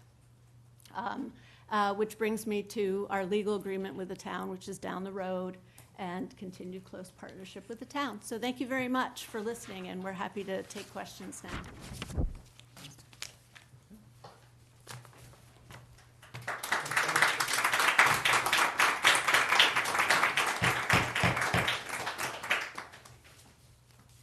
Anybody? Well, I have a quick question. Could you maybe go back to the slide that shows the new design, just so we Yeah. could learn a little bit more about that? Because that seems to be a very important thing that you've worked on in these 2 years. And if I remember the original design, the building was sort of in the middle of a sort of driveway around it, and now Right. you had to reconfigure that. That's If I right. understand correctly, partly because when the turf field was finished, it was in a slightly different place than as drawn, which happens with construction. Right. Things get Right. built and had to shift Yeah. slightly. And so now you have this parking area and turnaround right in the corner, and then there's some areas right in front of the building that are called on that very busy plan bioretention area. Yeah. Can either one of you just kind of shed some light on what those are for? Uh, Are those well- something to do with the flooding, or, Stormwater related, yes. Yeah. okay. I mean, the entrance is now on the side. That doesn't have to stay there. You know, quite a lot of this is flexible. But there are things that we can do to shield neighbors from lights of turning cars. You know, we want to do as much as we can to make sure that the parking and traffic and all of that works. Is this answering your question at all, Susan? Yeah, and it also sounds like as you said, you hired somebody to look at the, flooding and groundwater issues. Right. And to try to begin to design something. Right. So that as you go forward and raise money, that's integrated into the proposal. That's correct. That's correct. That seems like good progress, yeah. Yeah, and I think, we have to go deeper there. There's no question. We need more information about that. We need more specifics, and that's why we need to do this request for proposals process with architectural firms, so we can get all of those details about exactly what the water management situation would be, so we can all clearly understand it. So did you had mentioned the H.L. Turner Group, river hydrology experts? Yes. Saying that the site is buildable. And was there a cost estimate from them about what it would take, or? We still have to get that. We don't have a cost estimate. He threw out a number, but I hesitate to repeat it now. It was actually it sounded like a very reasonable number to me. We can follow up and get you more specifics on that and, a more detailed summary from H.L. Turner Group. I'd like to do that, actually, yeah. I just had a couple things. In our packet, it included the VHB memorandum dated Yes. February 24th, and on the Yeah. back, I don't pretend to be an engineer, and I have total respect for those who are, but it just looks like from the diagram that where you're proposing would not be in the same location as the culvert and some of the other kind of remediation activity and flow activities, so that seemed to be a positive. Yes. And I'm sure that was well thought out, et cetera. And also, aside from any of the specific issues, just like we would applaud any group who has the community's best interests in mind, we certainly thank you for all of your volunteer work looking into all these issues on behalf of the new, the potential for an additional recreation facility for the town. So I just want to mention that as well. Thank you. Ms. Welch, that also gives me an opportunity just to mention, because I've thought of it, that the master plan has a vision statement, which really I read through very carefully today, and it really resonated with me because a lot of the aspects of the master plan, I think, line up with our mission as well. We want this to be walkable for families. We want this to encourage business downtown. We want this to be an important civic gathering place for people. So those are all things that we're hoping other people will appreciate about the project as well. So, having grown up in town, I remember back in the 70s or early 80s when we tried to put a pool in town, and alas, we're unable to do so. So I'm really excited about this opportunity. On the school committee, as a resident, I'm really excited. On the school committee, my main concern is access for the students in town. Right now, the swim team has to go to Medford. They have to go before school. We've changed the start time of school to allow our students to have more sleep, but the swim team, alas, doesn't get full benefit of that. Mm-hmm. So the highest priority for me is some assurance that our high school athletes will have times at this new facility that aren't before school, that they're after school, that they're, so they can take advantage of extra sleep. I realize that may be something down the road, but it's such a high priority to me as a member of the school committee that I would need to know that before we moved on. It may be some details that we're going to work out in the end, but that's just my highest priority, and so I'd love to know your thoughts and comments on that. That's our high priority too. There's no question that we want the swim team to have access to this facility, that we want them to not have to get up and practice in the early hours and fall asleep on their desks later in the day. We are hoping that this will be a great resource for them, a great sense of pride for them to have their own home pool where their friends and family and fans can come watch them, absolutely. But, we certainly want it to serve every demographic in town as well. Of course. And as somebody who used to get up at 5 in the morning to go practice actually, I think I got up at 4:15 to practice at 5 a.m. at the Wakefield Vogue. I am exceedingly sympathetic to that, and I think we could definitely work out, a very reasonable practice time for the team. Thank you.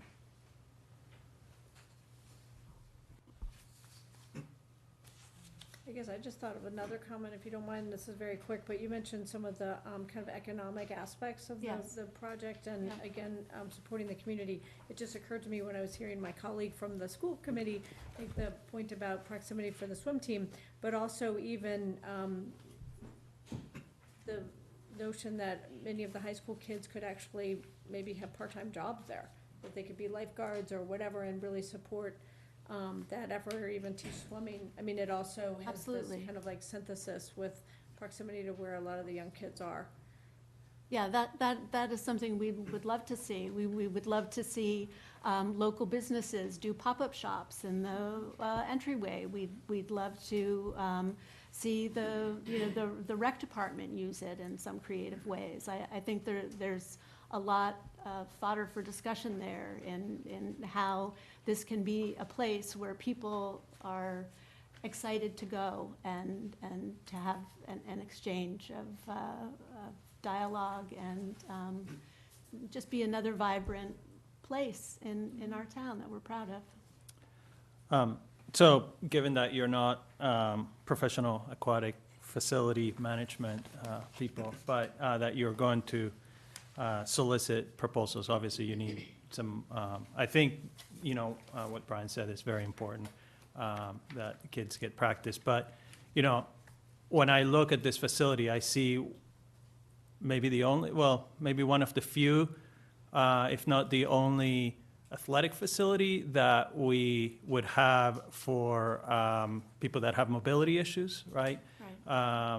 For seniors who, while many people play soccer into their 70s, not everybody's able to. And so I think that this would be a facility that would provide year-round programming for seniors that right now it seems like most of the athletic facilities are more geared towards the kids, which, is where a lot of the school sports are. And I think, this facility being able to provide both is a great resource. So, but yeah, absolutely. I think we need to make sure that the swim teams have the time. And once we have some proposals from the aquatic facility management teams, I'm sure they will have a lot more knowledge and understanding of how to make that work, right? Right. And I think an exciting part of what we hope to do in the next 2 years is really invite the public to let us know what they want, to be heard, a chance to, tell us their own stories about what we could do to make this as much as possible a facility that would serve all members of our community. If I can jump in? Yes, Sorry, please. Chris. I know we've talked about the flooding deeply enough, but I've seen concerns from the residents not in support of the pool regarding the soil not being a buildable site because it used to be a landfill. I'm also not an architect or any of that, but have those concerns been addressed in terms of the soil stability in addition to the flooding?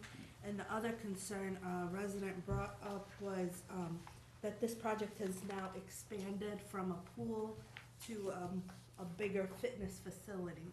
And I think I only see pool in the drawings, but I was wondering if you've also addressed some of these concerns.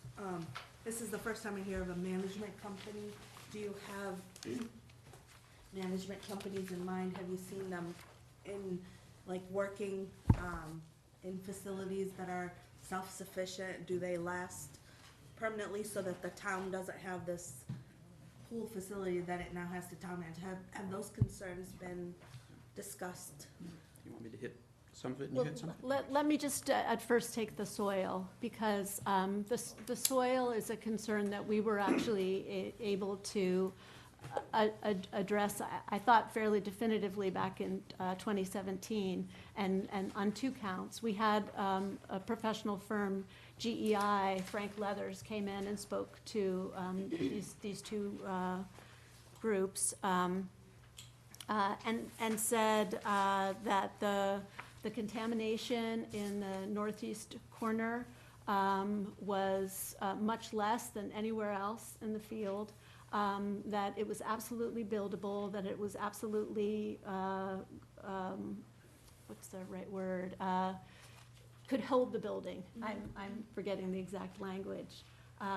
So I'm happy to enter that. I thought that was all documentation you all had. There was more that had to be studied. I think that you'd only gone to a certain depth, but there was a new firm coming out that was gonna go deeper because of the residents contested that, I thought. I still feel like the residents are still not assured that the soil is, or the location is a solid one. Yeah. So I remember we had talked about the initial soil test, but I thought there was gonna be a follow-up. Or am I missing information? we got many reassurances from GEI that the soil was not going to be an issue. I should pause and say, it is not perfect soil. We understand that this used to be a dump, that this has been a contaminated area. We are not proposing to do huge amounts of digging. Our objective is to have the pool basin be above ground, and as much as possible to not disturb the area. Will it hold that weight? It will, it absolutely will. And you had two other questions I want to get to as well.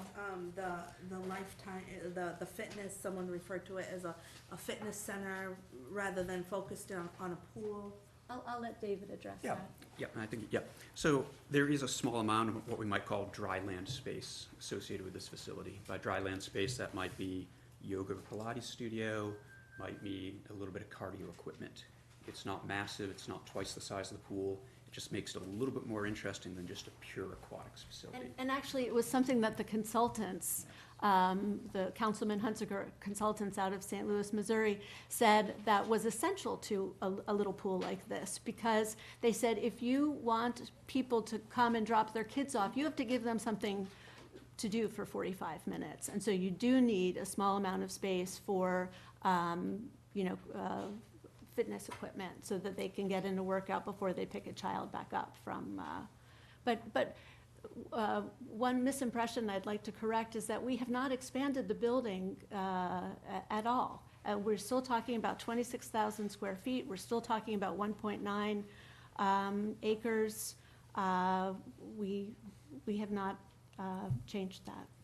And then the other question I had was about the management groups. Yes. I hadn't heard that before. Yeah, I could get that one.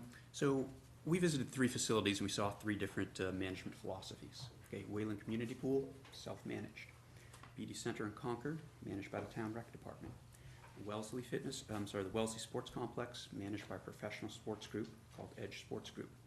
In our opinion, that third method probably is the best method, because you have a group that has professional, reproducible expertise in managing multiple facilities, and they can leverage those learnings to your facility.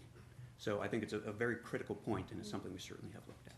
So just to add to that as well, it's the Charles River Aquatics Group that is handling that for Edge, who is the private owner. That is a very, very different model in so many ways than what we are proposing to do.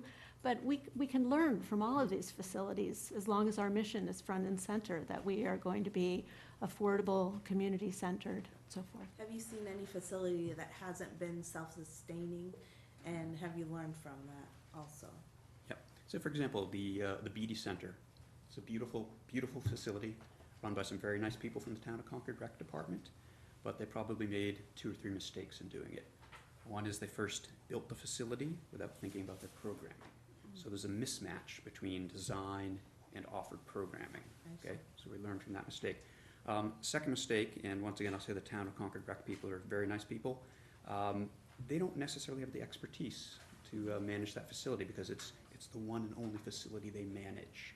So they're a little bit overstaffed. Once again, they have that issue with the programming, and that's why we visit these multiple facilities to learn what was done right and learn what was done not so right.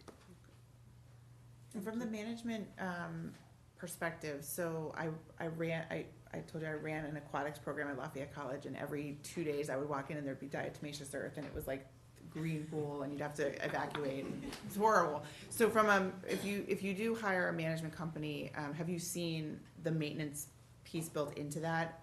Because I think that would be a huge concern of mine if our DPW and our town staff had to go over to the pool if there were some sort of leak or something like that. And I think also on that point, would there be some sort of fund set up in advance for maintenance issues like that, because things do happen in pools and they can be quite costly. So I mean, quite frankly, we don't have answers for all of this yet.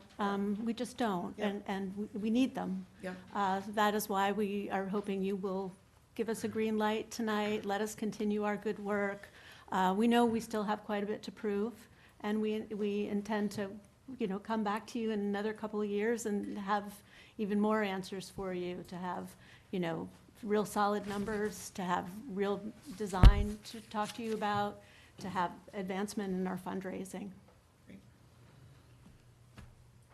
So, thank you very much for your presentation tonight, Amanda and David. One of the things I'm really interested in, and I reflect back much prior to 2018 when Swim Winchester first came to the school committee with an interest in using Skilling's Field, and at that time, not by a formal vote, but by consensus, we really supported the idea. We voiced some of the same interest that Brian did tonight about supporting Winchester High School aquatics. I want to commend you guys for the work that you've done on the site, but also acknowledge that while you spoke to one curveball tonight, kind of having a little bit smaller site than maybe what you thought you were going to have in 2018. Along the way, you have been asked by other boards and committees to study other options. You did a pretty comprehensive site survey throughout the town. You came back to the school committee and the board and said, these are the other sites you asked us to look at. And so really, I think through a different set of filters, still came back to Skilling. So I thought that was really thorough. As you have continued to work on this, though, I reflect back on some of our earlier questions, which had to do with land use acquisition. So it's not just the operating model, is it a private management company or not, but there are some elephants in the room. So it's school property, but the school committee long ago, and I would expect today, would say we're not interested, the school committee is not interested in building a pool or being a landlord for a pool. If we were to do that, it would be much like building a new Lynch or a new high school. You know, would we go out and seek a debt exclusion override and ask the EFPBC to build a pool? Probably not likely. So questions about, are we then looking at a long-term lease to a 501c3 like Swim Winchester? Would the school committee entertain surplusing the property? If we did that, it would actually go to the select board and management. And what would the sort of the ownership and operating model be? Well, is something I'm really becoming very interested in, just getting my head around, which I think we should start having those conversations soon. And I don't know how far along you are in that path in terms of what you would propose, but I think having something certainly for the school committee to begin to think about and discuss would be very helpful. And in terms of operating models, I would also suggest if we look at water in a slightly different physical state, we don't have as many pools as we have hockey rinks, but there are many examples of hockey rinks. Some of them are owned by towns, they're town properties. O'Brien Rink at Woburn's a perfect example, right next to the administrative offices. It's managed, I believe, by Woburn. But for folks who don't understand, our kids in Winchester, our high school hockey players, practice and play hockey at a public facility that does not belong to Winchester. And it's managed by a private group, and that's Flynn Rink, which is it's on state land, it's a public building, but it's actually leased to a 501c3, similar to Swim Winchester. It's called the Friends of Flynn, has an even number of board members split between Melrose and Winchester. And the Friends of Flynn actually sets things like the rates for ice time, how much to charge for skates, for public skating, but they don't run the rink. And that's kind of what I'm hearing from you guys tonight, is that Swim Winchester isn't interested in running a pool. So they do go out and hire a professional sports management group, in this case with expertise in hockey rinks. So there are, if we struggle to find more examples of pools, we could certainly maybe broaden it a little bit, because sports are still sports, and if we're trying to figure out how to leverage public land, public-private resources, and look at operating models, I think there may be some good examples to look at. The last comment I just want to make is we've made a lot of progress on flood mitigation since you first came to the school committee long before 2018. So, Mariano, do I have it right? Is Project 8 going to happen? Is it this summer, Swanton Street? Is that right? Swanton Street is going to be, is it this, where's Beth? Very here? soon. Still here? No, it's, We're funded, right? it's this summer, right? Sorry, so many projects. We're very close. Swanton Street is going to be, yes, Swanton Funded. Street is this summer. Yes, Shovel-ready, that's funded by town meeting, and we have schematic work ready for Not Project quite 10. shovel-ready, but we're Yeah. getting over the last few building of the shovel humps. So Yeah. many, 14, 15 years ago, when did the flood mitigation work start, Mariano? Something like that? Before my time. It's been a major investment that a lot of people who are here at this table, long before Mariano really put a lot of blood, sweat, and tears into. And so it has taken a lot of time and energy and investment by town meeting, but we are almost done. And the last project after Swanton Street is that Morocco Dam, the Morocco Culvert. When that project is complete, we will do a FEMA remapping. And certainly folks, near where I live would reap the benefit of that. It shouldn't take away from, I think, all the effort you're making. I think concerns of abutters about flooding are absolutely real, and many times folks have recognized just because it's called a 100-year flood doesn't mean it happens every 100 years. I mean, I have firsthand knowledge of that myself. So I applaud you all for the work that you're doing, but I would suggest you might loop back in with your civil folks and your flood mitigation folks if they're not already aware of the Swanton project and what's coming with Morocco. Because when I see your timeline at like 5 to 8 years, it suggests to me that we would be done with our flood mitigation work, and that your project might actually coincide with a much anticipated remapping, which is actually going to save people a whole lot of money on their homeowners insurance when that finally happens.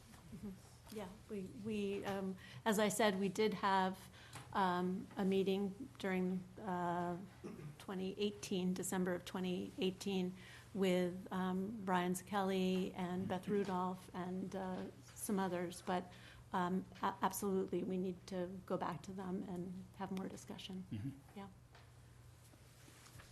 And what I would say on your other comments on the, that's part of the, the next steps is develop the legal aspects of the land agreement with the town, right? And we have, there's examples in other towns, there's examples here in town of public land with privately funded developments, the Griffin Museum, part of Rylock Farm, right? I mean, and then, the hiring of a management company, I think that will be up to the board that will be established. If, if that comes to fruition, I'm not sure at that time who would be the appointing authority for managing the facility, but those are things that, would need to be worked out. Let's go ahead. Yeah, I just want to say thank you. I think when we met 2 years ago here and we all voted to support moving forward, we didn't intend that you would come back with a pool built, on this property at this point. We know projects of this scale, scope, and impact, they take a long time, and it's good that they do. And I think the information that we have from the previous 2 years that you've been working hard on and informing us on, it really gives me a lot of hope that this project will continue along your timeline, and that you have been considerate of a lot of the deficiencies and a lot of the obstacles that are in front of you. So, I think that we should continue what we started 2 years ago for another 2 years, and I think that we maybe just establish more periodic check-ins with the board. I think a lot of us feel, because you have been around town, you're at Town Day, you're on Facebook, and a lot of us feel that we're constantly updated on what's going on with Swim Winchester, but maybe not in such a formal sense. So it's maybe, so what I would propose for the select board, I would move that we continue to allow Swim Winchester to pursue along their timeline for a period of 2 years with periodic, I guess around 6 month check-ins or attendance at our meetings, and we work on developing the legal aspects and talking about some of the feasibility issues that are there. Any project that we do in the town, I mean, we're looking at Lynch, now, and so we start with the feasibility study. We know it's going to take a long time, and we don't just build these large public facilities overnight. So we realize it takes time, and we're happy about it. So with that said, I'd like to move for the select board that we continue a 2 year period of time with 6 months check-in periods to us. 6 months. Every 6 months. Amy? Yes. Jackie? Second. This is And a now we're vote. voting. Yeah, we're Yes. voting, or? We're voting, We're yes. voting, This is Yeah. it. We're voting. Susan? Yes. Mike? Yes. Yes, it's unanimous. You're not taking a vote, right? I Um, Want to hear from the school committee. Are we prepared to take a vote on this tonight? I would like to echo Mr. Betancourt's concerns about a timeline and more frequent check-ins. I think that the work that you've done is tremendous to this point. I'm impressed with the community engagement and the building work that you have done, and just the tremendous amount of what's going on behind the scenes. But I think that for good communication, both with the community and with the boards in town, that these next steps all look fabulous, but in my mind, I'm saying, when is that gonna happen, and how soon is that gonna happen, and when can we expect to see that information? And I think when those things are a little clearer, it makes it easier for us as a board to communicate with our constituents as well as you. But I don't know if we're prepared. Can I just suggest, since this is a joint meeting and our parliamentary procedure is a little different than the select Correct. boards, at the very least, you might ask if there isn't consensus towards continued support of Swim Winchester for another couple of years, and just request some periodic updates. Might I am accomplish happy to this. entertain that suggestion. I certainly feel that way. My personal suggestion would be that we vote or this at a future meeting of the school committee, since I don't know that I came prepared to vote on something tonight. Consensus is fine in that regard, but this wasn't an action item for us, so I think that for us, we'd be better served by waiting for a future meeting, and also have an opportunity to hear from those who have issues or other points of view as well. So I would prefer to wait for a future meeting of ours to vote. You didn't watch our meeting 2 weeks ago where we had, I watch every one of your meetings for yeah, all on 6 Win- hours. It's on and- WinCom, so, yeah. Must see TV. Okay. Karen? I would probably favor waiting to vote until the next meeting. March 3rd, yeah. The March 3rd meeting. I would favor waiting even beyond March 3rd, because our agenda already is out for March 3rd, so I feel like thankfully, I really appreciate your time and your answers, and but that was just a fraction of the concerns that I have from the neighbors, and so I would like a little more back and forth. I don't think you really need us to vote. I don't see what the action is for us to move forward. I think you're moving forward regardless. You're your own entity, and there's nothing stopping the fundraising or the work you're doing.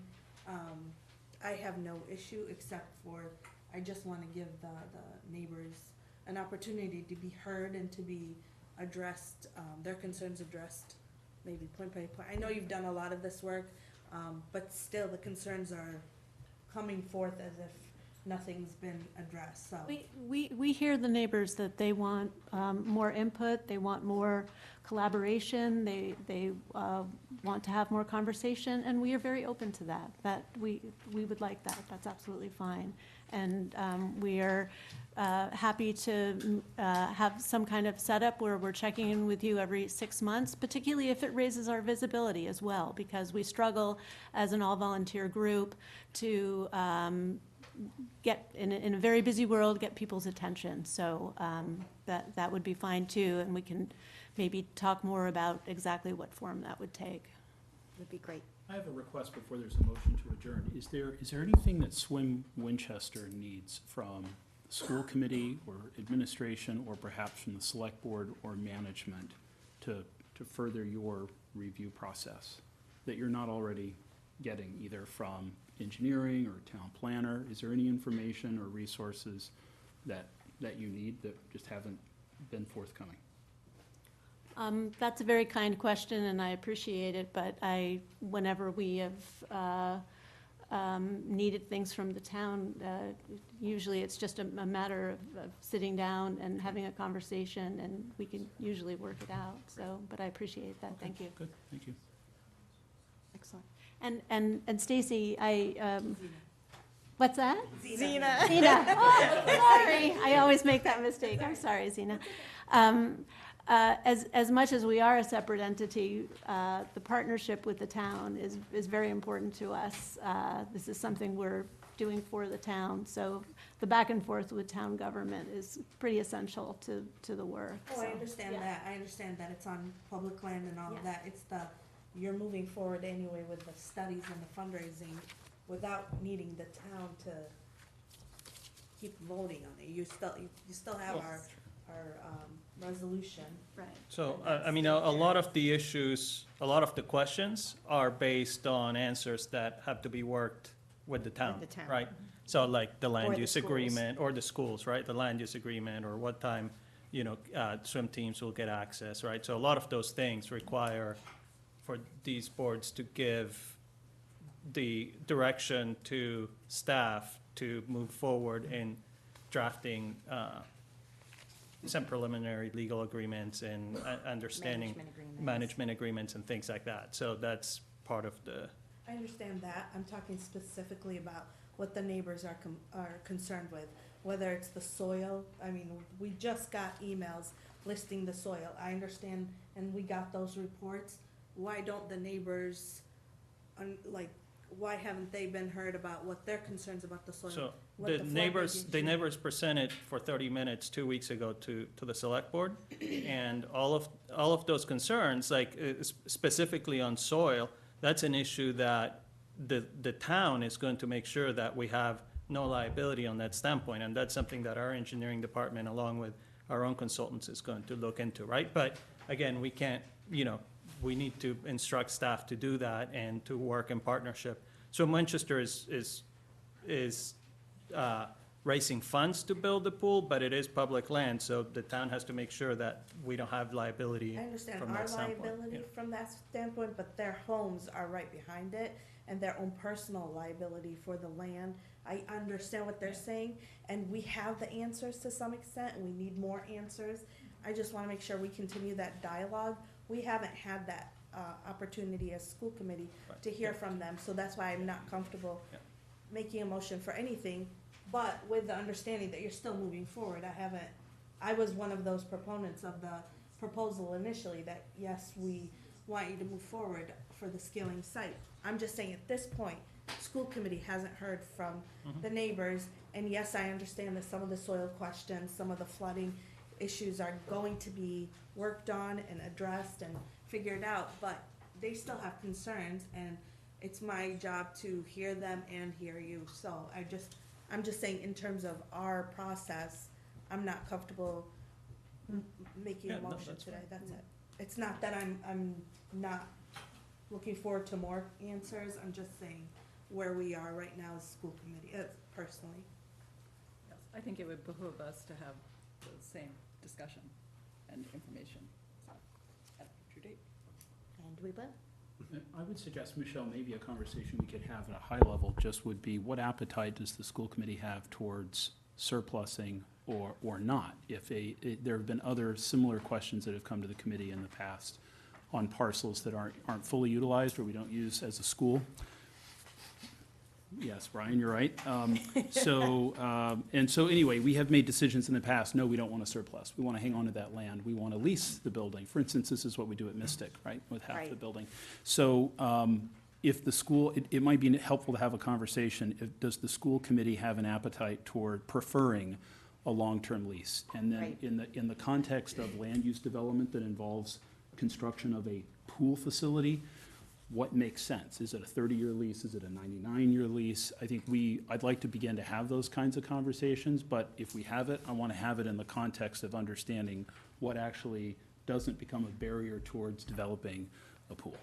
Right, and I think that goes right back to what Mike was saying for the select board, which is more frequent check-ins and timelines from Swim Winchester. Because where those discussions take place and when those take place in the timeline might vary based on where Winchester's work is too. So I completely agree that those are discussions that we need to have down the road, just like we need to have management discussions and legal discussions. And may I ask, Lisa, does Anderson Krieger sort of bring this kind of background and expertise to the table when we start to have sort of conversations on our side, on the town side, about land use development? They do have land use expertise. Okay, good. They have whatever expertise we are looking for, and they can charge us for. Well, they were originally our land use attorneys before they became our town council. Oh, One of okay. their specialties. Good. Thank you. But as was pointed out, there are definitely other analogies in town, as you pointed out, Right. including Railroad Farm. I just wanted to say, to the concept of surplusing, I like that we're doing this together. We don't have a lot of opportunities to do that. This is a real community effort. It really involves the schools. Certainly, if you want to surplus the land to us, and, we would carry the load. But I think that we should do it together. I think that it would be a better outcome.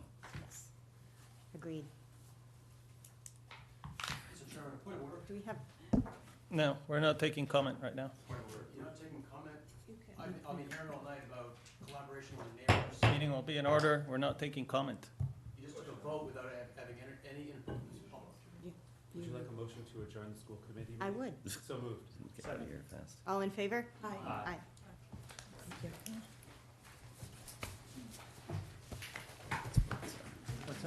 guys get out of here quick when there's, we're out of here. Back door. You want to read the bond vote? Yeah. Thank you.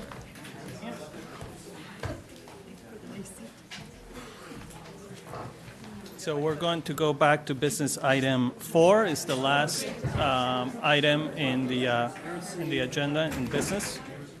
But yet, not a single neighbor's allowed to speak to you. I think it's ridiculous that everybody's here to talk. I hear all this. This one right here? Okay. I just need to read.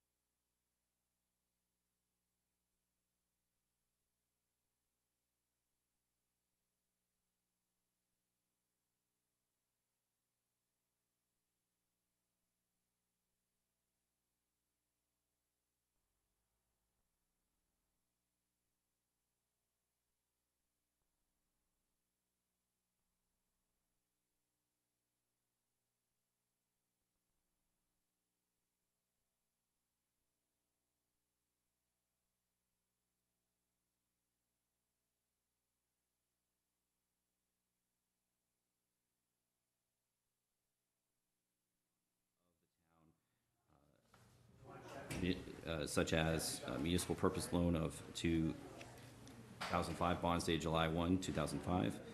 B, municipal purpose loan of 2006 bonds dated July 1st, 2006. C, municipal purpose loan of 2008 bonds dated July 1st, 2008. Municipal purpose loan of 2009 bonds dated May 1st, 2009. And E, municipal purpose loan of 2010 bonds dated April 15, 2010, collectively the refunded bonds. That the proceeds of any refunding bonds issued pursuant to this vote shall be used to pay the principal of and interest on the refunded bonds and cost of issuance of the refunding bonds. That any premium received by the town upon the sale of the refunding bonds issues pursuant to this vote lest any such premium applied to the payment of the cost issuance of such bonds may be applied to the payment of costs approved by this vote in accordance with Chapter 44, Section 20 of the general laws, thereby reducing the amount of refunding bonds that would otherwise need to be issued, and that pursuant to Chapter 44, Section 20 of the general laws, unexpended proceeds from certain of the refunded bonds in the aggregate amount of $22,064.65 shall be applied to the payment of principal interest on the related series of refunded bonds, thereby reducing the amount of the refunding bonds that would otherwise need to be issued. Is there a second? Second. All in favor? Aye. Aye, it's Aye. unanimous. Okay.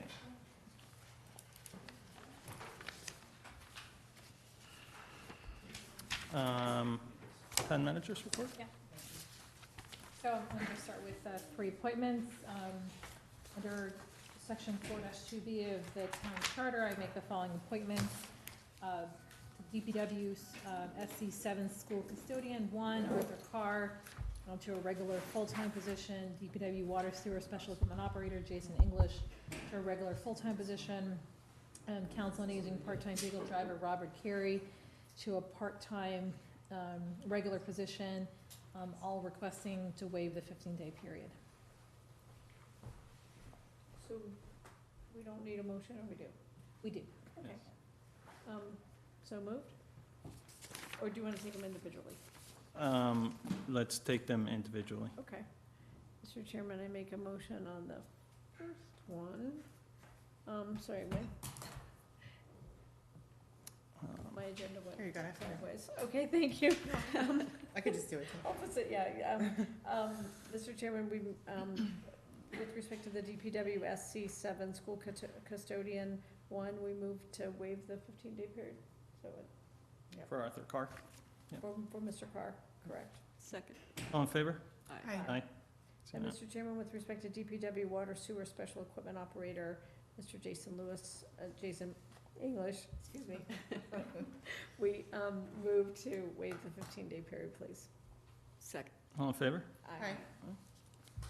And Mr. Chairman, with respect to COA part-time vehicle driver, Mr. Robert Carey, we move to waive the 15-day waiting period. Second. Thank you. All in favor? Aye. Aye. Okay. Moving on to the MBTA update. There is going to be a public meeting for the Winchester Center upgrades on Wednesday, March 4th. So there's an open house. There's likely going to be renderings that people can see between 6:30 and 7. And then 7 to 8 will be a presentation and Q&A, and this will be at McCall Middle School. Last I spoke to you about the MBTA project.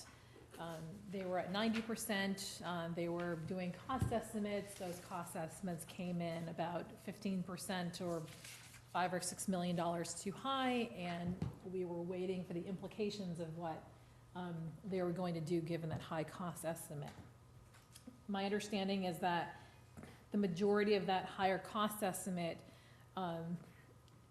is now mitigated by moving, I think, a few $1 million worth of track work to their operation budget. So that track work will still happen. It just won't be under this project budget. It'll be under the track work budget.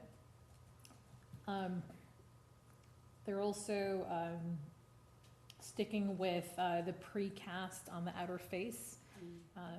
But they're moving away from a form liner, and they're going to do sort of a different sourcing options that they will present to the town, and hopefully we'll have some say. So it's better than what was originally presented, but design is still very much to be determined. The Shore Road ramp is going to remain, and they're getting we're working out the real estate in terms of what, if any, easements they need. There are some issues with the ramp behind Thompson Road. There are some site constraints in the alley, and because of the buildings that are there, they need adequate firewall protection. Let's see. So they are still, I don't have a definitive answer if the, let's see, I do.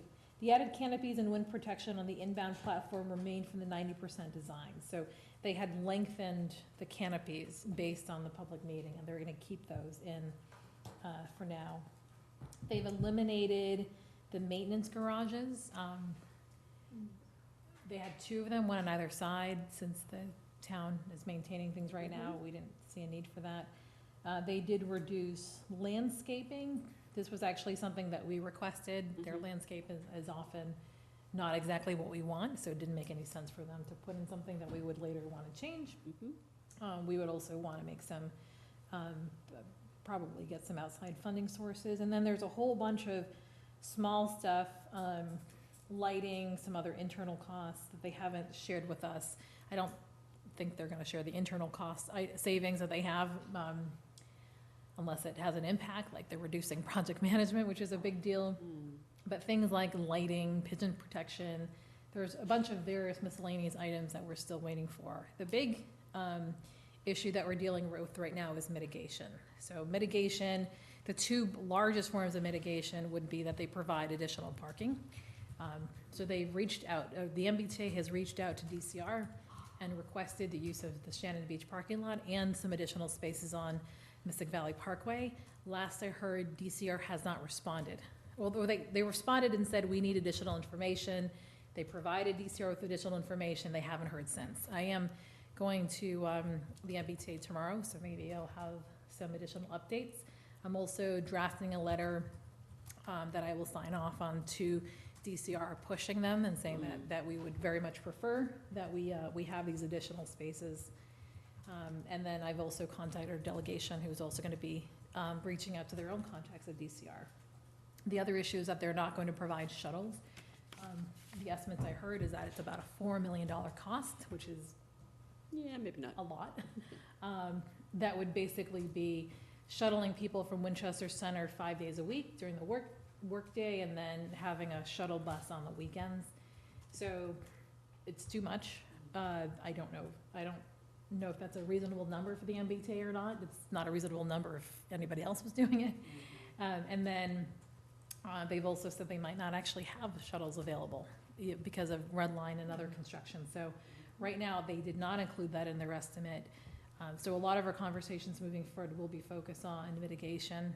We do have some time because mitigation is not an essential part of the Springtown meeting. We need to resolve things before they start in September.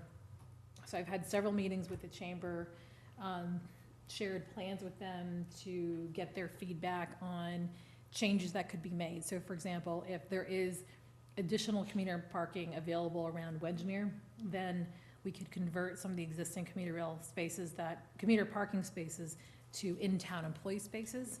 So that's an example of a particular change. So I'm waiting to hear input from the chamber and businesses regarding that. And then there might be more updates at the next meeting based on my conversation with them tomorrow. Good luck. Well, Thank you. that is grasping at straws, but that is kind of a positive development that they actually are talking to DCR. So that's good.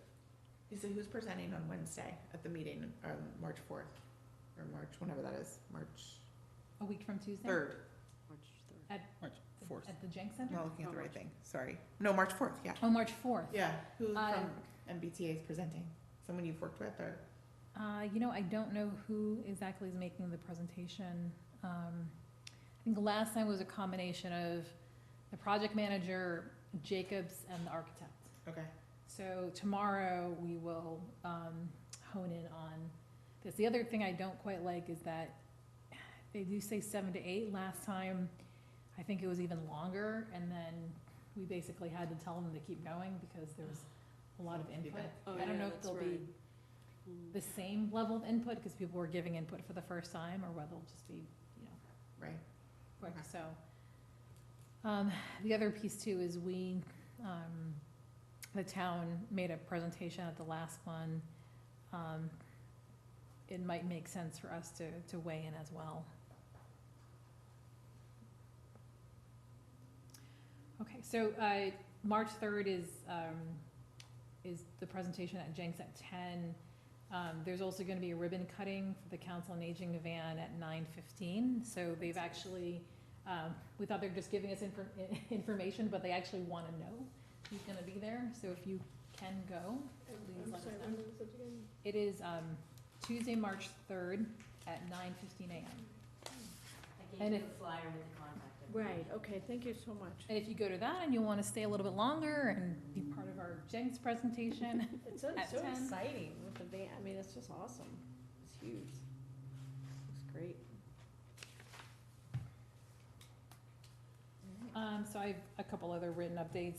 These are basically just updating you on bid schedules. I think one important thing to note, is that the rec director position, was vacant since Chris Nelson left.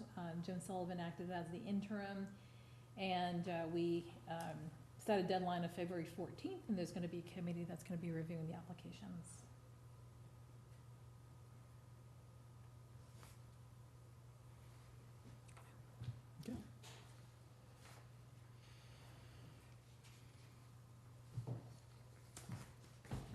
Thank you. All right, so the last thing we have is the Licenses on the first page. no, the license is not needed anymore. Yeah. We have the consent agenda. Is there any of the items, does anybody have any questions or want to vote it separately? If not, then I will take a motion to approve the consent agenda as printed. Mr. Chairman, I moved for the board to vote in the affirmative for the consent agenda as depicted on our agenda. 5 items. Second. All in favor? Aye. Aye. Okay, it's unanimous. But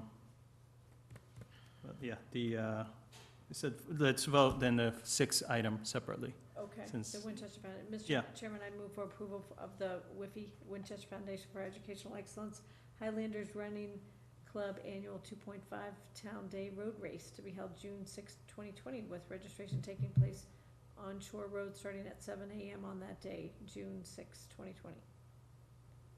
Second? All in favor? Aye. Okay. If there's nothing else, Mr. Chairman, I move that we adjourn. Well, actually, before Well- we, We have to go back into, Oh, executive? so actually, Susan, did you want to continue any conversations on the item we talked about last time, the lot thing? no, You'd update, okay. So I have nothing either, so we can no, adjourn. I haven't heard, Okay. I haven't heard anything. no? Okay. Yeah, we're done. Move to adjourn? Second. All right, all in favor? Aye. Thank you. No, I should ask Mark about that.